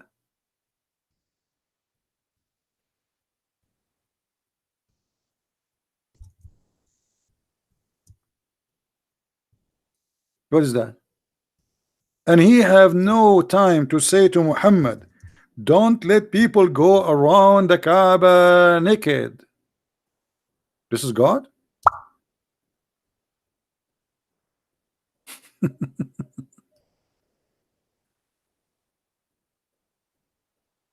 I'm a liar. Haji, are you there? Haji, who is a liar? Haji, Haji, what do you say? Why the people used to go around the Kaaba naked, Mr. Haji? Who is a Muslim will tell us what was the religion practice around the Kaaba by the Arab? Require them to take off their clothes totally naked. What is that religion? Nakedness always involves sexuality. When we say naked, we mean naked, literally naked, nude. You see, guys, it says here clearly, even in the Muslim translation, in the state of nudity. Do you see that?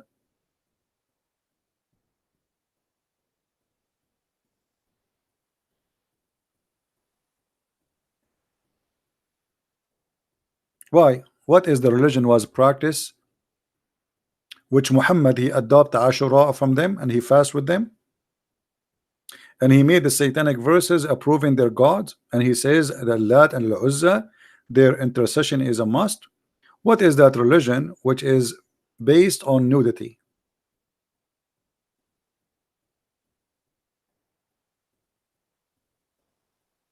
Anyone knows?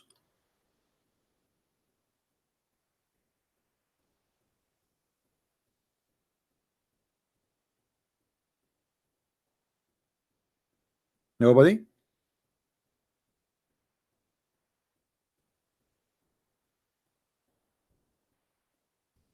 Hmm? What is this religion?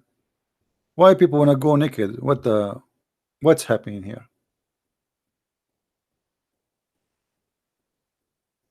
What exactly the practice? By the way, the naked here are not only men and women. Party. Man, if Muhammad he keep doing that, the Hajj will be very, very popular. You see, you have nude beach in the year 2019 in Europe. They have it before you, the Arab, long time ago.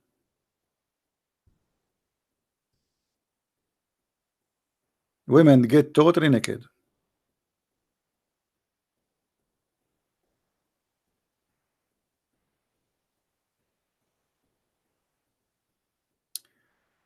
Ashura is the same day as Yom of Kippur, 10th of Tishri. Muhammad took it from the Jewish. Actually, there's a hadith that says that Muhammad he saw people fasting in the day of Ashura.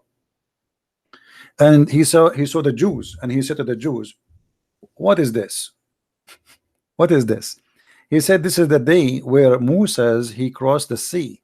We fasted. Muhammad, he says, we are more close to Moses from you, and he start practicing Ashura. For the one is talking about Ashura.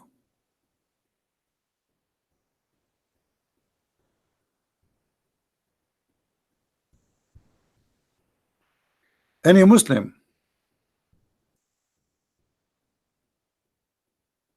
Here we go.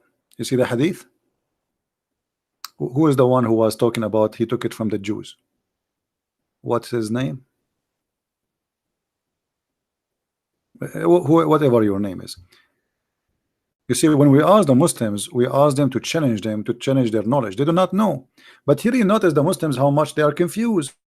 Aisha, she is saying that Ashura was a day of the pagan. Different hadith says that Muhammad he took it from the Jews. And look what happened. When the Prophet arrived to Medina, which is Yathrib, the city of the Jews were observing the fast of Ashura. Do you see it? The 10th of Muharram. And they said, this is the day when Moses become victorious over the Pharaoh. On that, the Prophet said to this companion, you Muslims have more right to celebrate Moses' victory.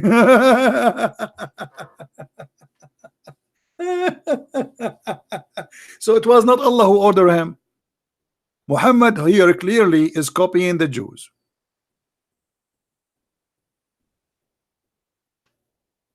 Yeah, but Matt, you know, when we discuss with Muslims, you see, when you discuss with Muslims, you cannot put all your papers out.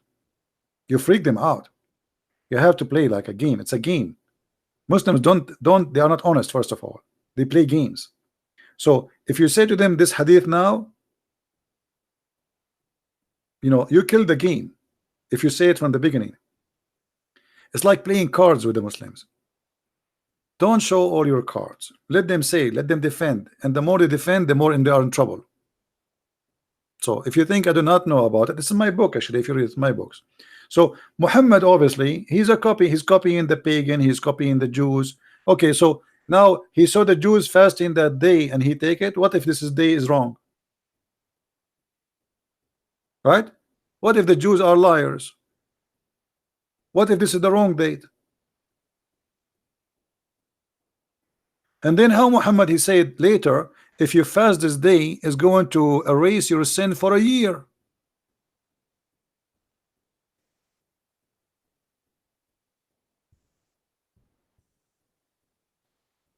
Where he got this belief from?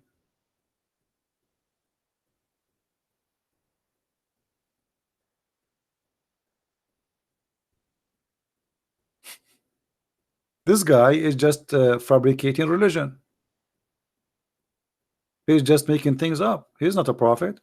He saw the Jews have been fasting, the Christian have fasting, everybody have fasting. He don't have fasting. Now we have to have fasting. We are making a new religion now, supposedly. So we copy them. As simple as that. Let me show you another hadith which is very funny.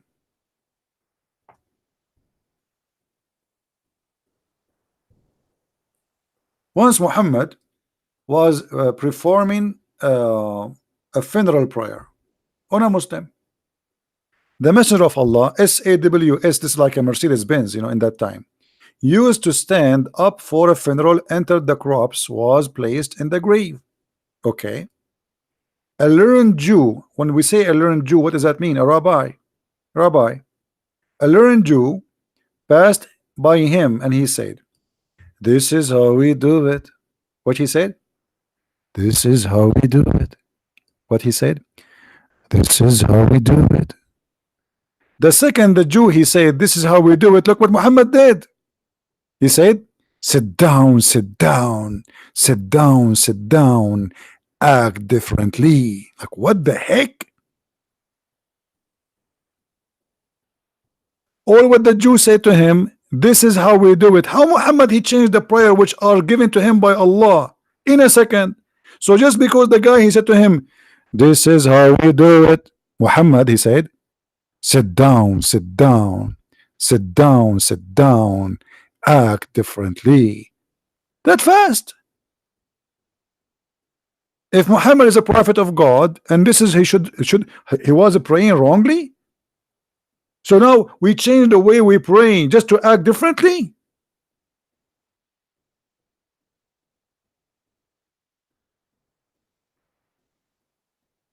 I wish I can pray for you. There's a song, it's called "This Is How We Do It." So all what the Jewish guy, he said to him, "This is how we do it," and now Muhammad, because Muhammad here, he felt if he get busted. You see the point? When the rabbi said to him, "This is how we do it," Muhammad, oh, they knew I'm copying them. Oh boy, they knew it. I have to act differently. Sit down, act differently. He got busted. If Muhammad, he claimed that he is coming from the same God of the Jews, well, he can say, well, this is the correct way anyway, because we worship the same God, correct, guys? If I am praying the same as somebody else worship the same God, so why I need to change it, act differently? And how you can change it? Who allow you to change it? Are you saying to me that you were praying wrongly? Are you saying to me you perform a prayer which is fake? Otherwise, how you can change it if Allah told him how to pray?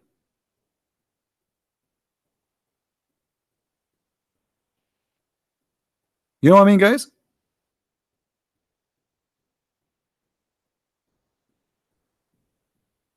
Imagine Jesus was teaching them how to pray, and he said to them, say like this, "Our Father art of heaven." And then a Jew, rabbi Jew, he said to Jesus, "This is how we do it." And then Jesus says to them, act differently. Let us not to pray like this no more. That can't be true. This is how you find who is a false prophet, who is a real prophet. If Muhammad is a real prophet, he should be sure that, okay, this is the right way to pray anyway. You do it differently or not, it doesn't matter.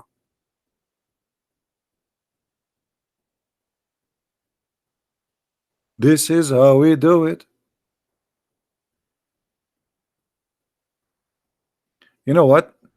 I wish I was exist in the time of Muhammad. I will drive him crazy. I will keep walking by whatever Muhammad he do. I say to him, this is how we do it. And then Muhammad, he have to act differently. As an example, Muhammad, he eat from his mouth. I will say to him, this is how we do it. Muhammad, now he cannot eat from his mouth no more, because this is how we do it. He have to eat from different place. Muhammad, he see by his eyes. I will say to him, this is how we do it. Muhammad, now he have to use his ears. He cannot see by his eyes no more. Muhammad, he sit down. I will say to him, this is how we do it. Muhammad will never sit down. He will stand up. He will sleep standing. What is that? We just say to him, this is how we do it, and now he change it?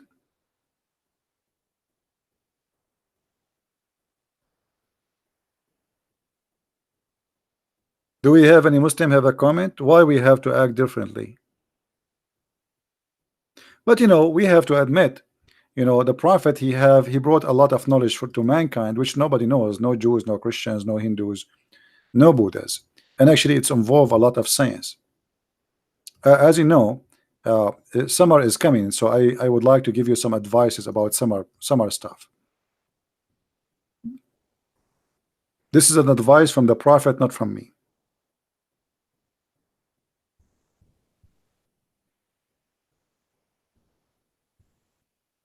All right.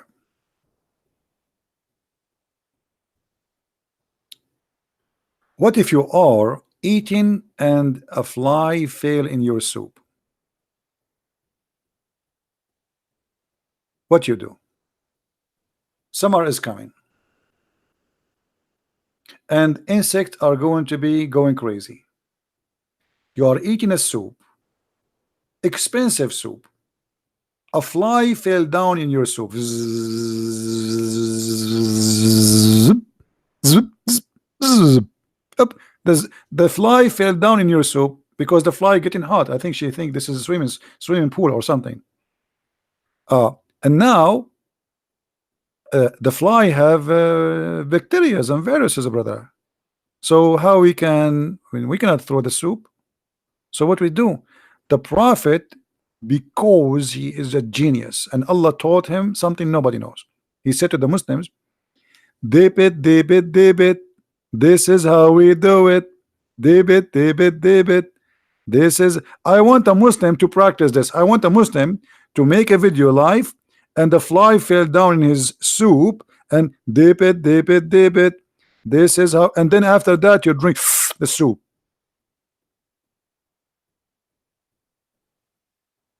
One wing have a disease and the other wing have a cure? Are you sure? In the wing, brother. Actually, there is a video. There is a video. Yes, the moons. We will go back to the moon. The crescent moon is a symbol of symbolic of Islam because of that reason. One of the reasons is they are just copying the moon god practice before. But let's go here.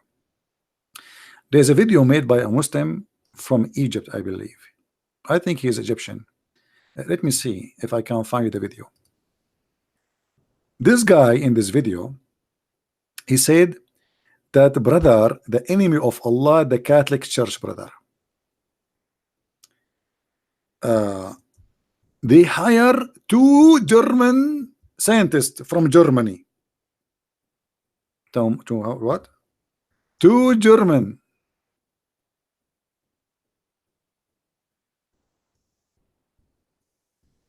And they told them, we want you, the Catholic Church, they hired those two, and they told them, we want you to study this hadith, so you expose Muhammad, the Catholic, they want to expose Muhammad. And those 2 German, brother, the scientists, they start studying, and here was the astonishing result. They found that in the wings of the fly, there is a cure for AIDS. And then they told the Catholic Church, the Pope, he told them, please don't tell anyone about this discovery, because then everybody will convert to Islam. The Pope, he told them, the Pope. So, and then those 2 scientists, I'm trying to find the video for you. It's because it's translated, you will die laughing. It's translated to English.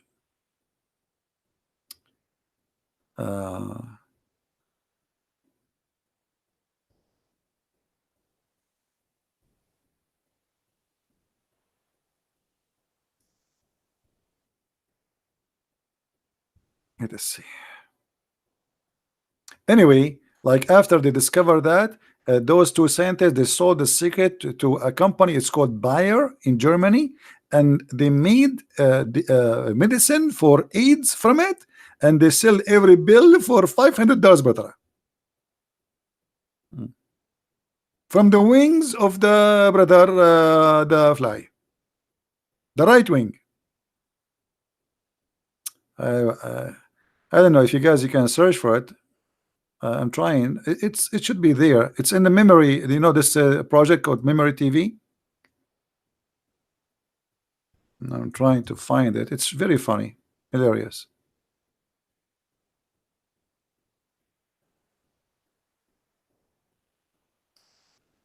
Let us see. Maybe I'm pronouncing the name of the Memory TV wrongly. Memory TV. How you guys, do you know the name of this Memory TV? Okay, this is how it's okay, hold on. Maybe I'm pronouncing it wrong. Okay, now I got it. Okay. I am in their website. I will try to find the hadith there if we can. Let us see. Fly. Here we go. I found it. All right. Let me open it for you. This is number 1889 Hamas TV. This is Hamas TV. The scientist Dr. Ahmad Al-Muazzin Bayer invented its cure for AIDS based on the hadith of the Prophet Muhammad, the wings of the fly.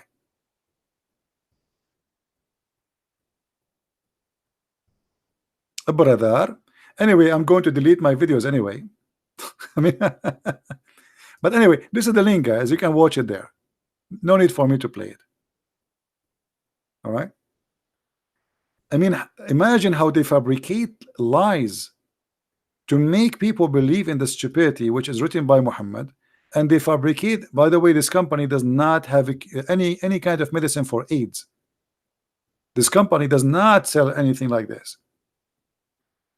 But they, I mean, they discovered, they have all the secret. The Catholic, because the Muslims, they believe the Catholic are the most ugly enemy to Allah after the Jews. In case you do not know, this is why you see the Muslim always, they say, you see a video says a reflection of a Catholic when he first time he hear the Quran, because when you see a Catholic like this is the most enemy to Allah, So the Catholic brother, they hire a brother, they hire a scientist, a brother. Look how smart. I mean, look, he look like a genius. He's a doctor from Hamas. This is Hamas TV, brother.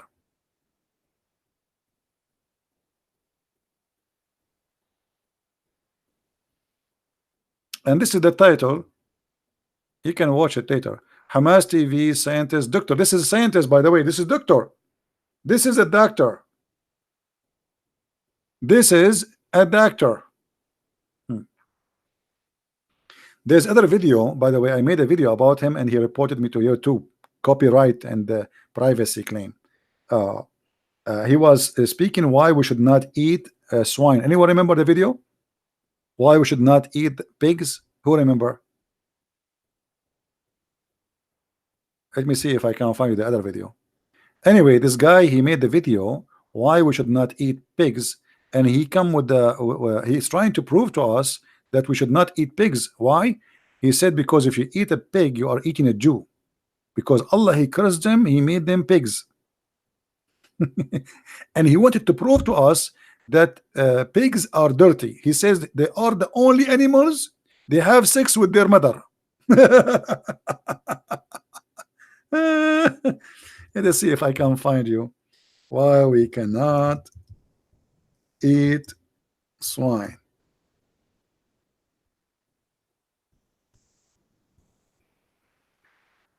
Let's see. Hilarious cult.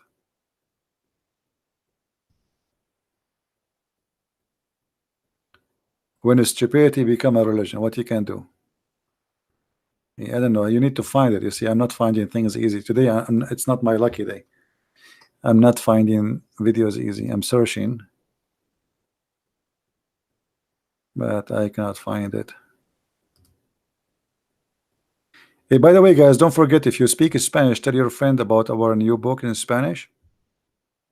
This is a translation for the deception of Allah.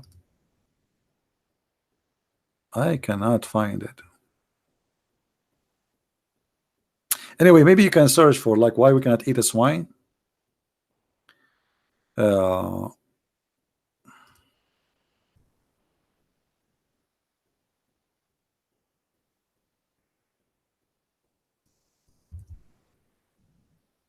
me try again.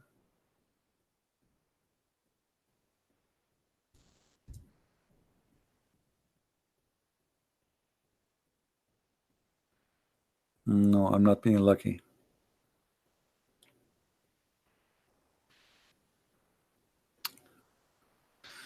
Anyway, guys, I think we have enough for today. We are here for many hours. By the way, I'm not going to keep this video because it's not really important much. There's a video I made a few days ago, and only a few of you downloaded. I made a comment down in the comment section. It's about marrying a Muslim. I encourage you, all of you, to download this video. It's extremely important. Please download this video. Let me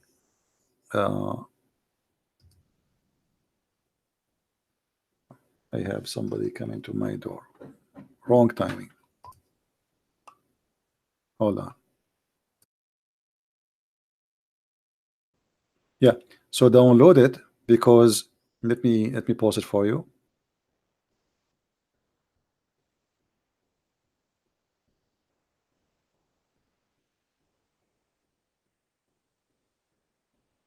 People want to come to your door to sell your stuff. And because I'm very rich, I will buy.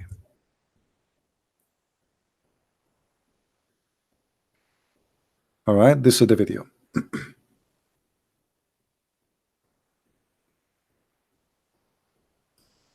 Is my voice clear, guys?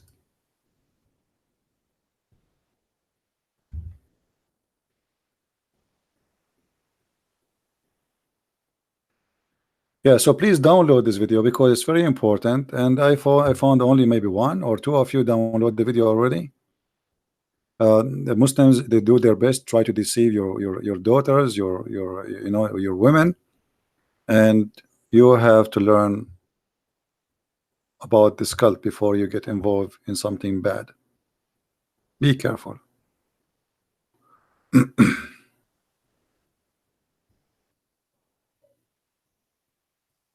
Why I'm taking my videos off?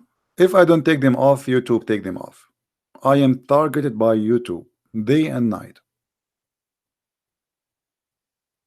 So if you want my YouTube, you need to download them immediately. Otherwise, I have no choice but to take them. The Sharia YouTube, the Sharia department of YouTube, they always target my channel. So I don't keep my videos. All right. So you need to support me by downloading my videos. Anything I do, anything I say, they don't agree with me. Otherwise, I should have like now thousands of videos on my channel, which will bring a lot of people to subscribe to, right? Why you want to make a video and take it off? But we have no choice. Those liberals, they are siding with the Sharia law cult. Oh yeah, the Muslim, they sponsor the YouTube sponsor Muslims. Go and see how many videos against me, hate, calling names. Even the other day, there's a guy, he asking the Muslims to go and report David Wood, and he said word by word, this is how you can harm him. It's a hate teaching crime. Actually, David Wood, he should report him to the police. He said it clearly, this is how you can harm him, and his video is there. All right.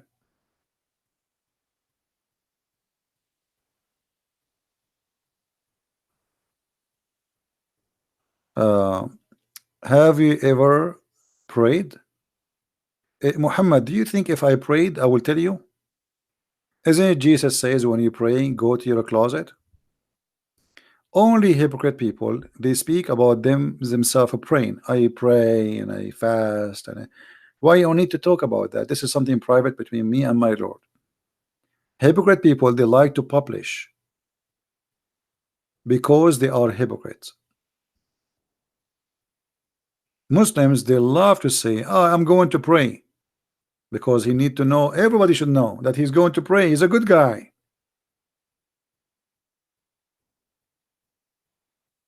Right? We don't do that. I pray, I don't pray, none of your business.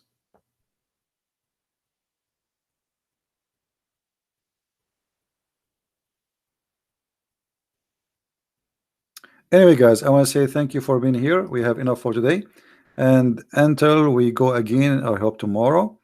Until then, I want to say thank you for your support and for your attending and inviting your friends and downloading the videos and everything you do, and those who support us by donation too. I really appreciate all of you, and we hope that people, they are learning, educating themselves, and they connect the dots always. And you see how the Muslims try to manipulate things, and they are empty. They have nothing. They have no religion. Islam is not a religion. Islam is just a stupid cult, collection of cults. Actually, is not even a religion. So they have nothing, they stand on nothing, they do not know even who is their God. Ask any Muslim what the word Allah mean, he do not know. Ask them what the word Israel mean, they do not know. Abraham, they don't know. Jibreel, they don't know. Because Islam is a theft. Muhammad, he stole names, he have no idea what they mean, and he put them in his book. Very clear sign of a theft. Imagine you write something in your book and you yourself, you do not know what you wrote or what it's meant, but yet you claim that you are the one who wrote the book.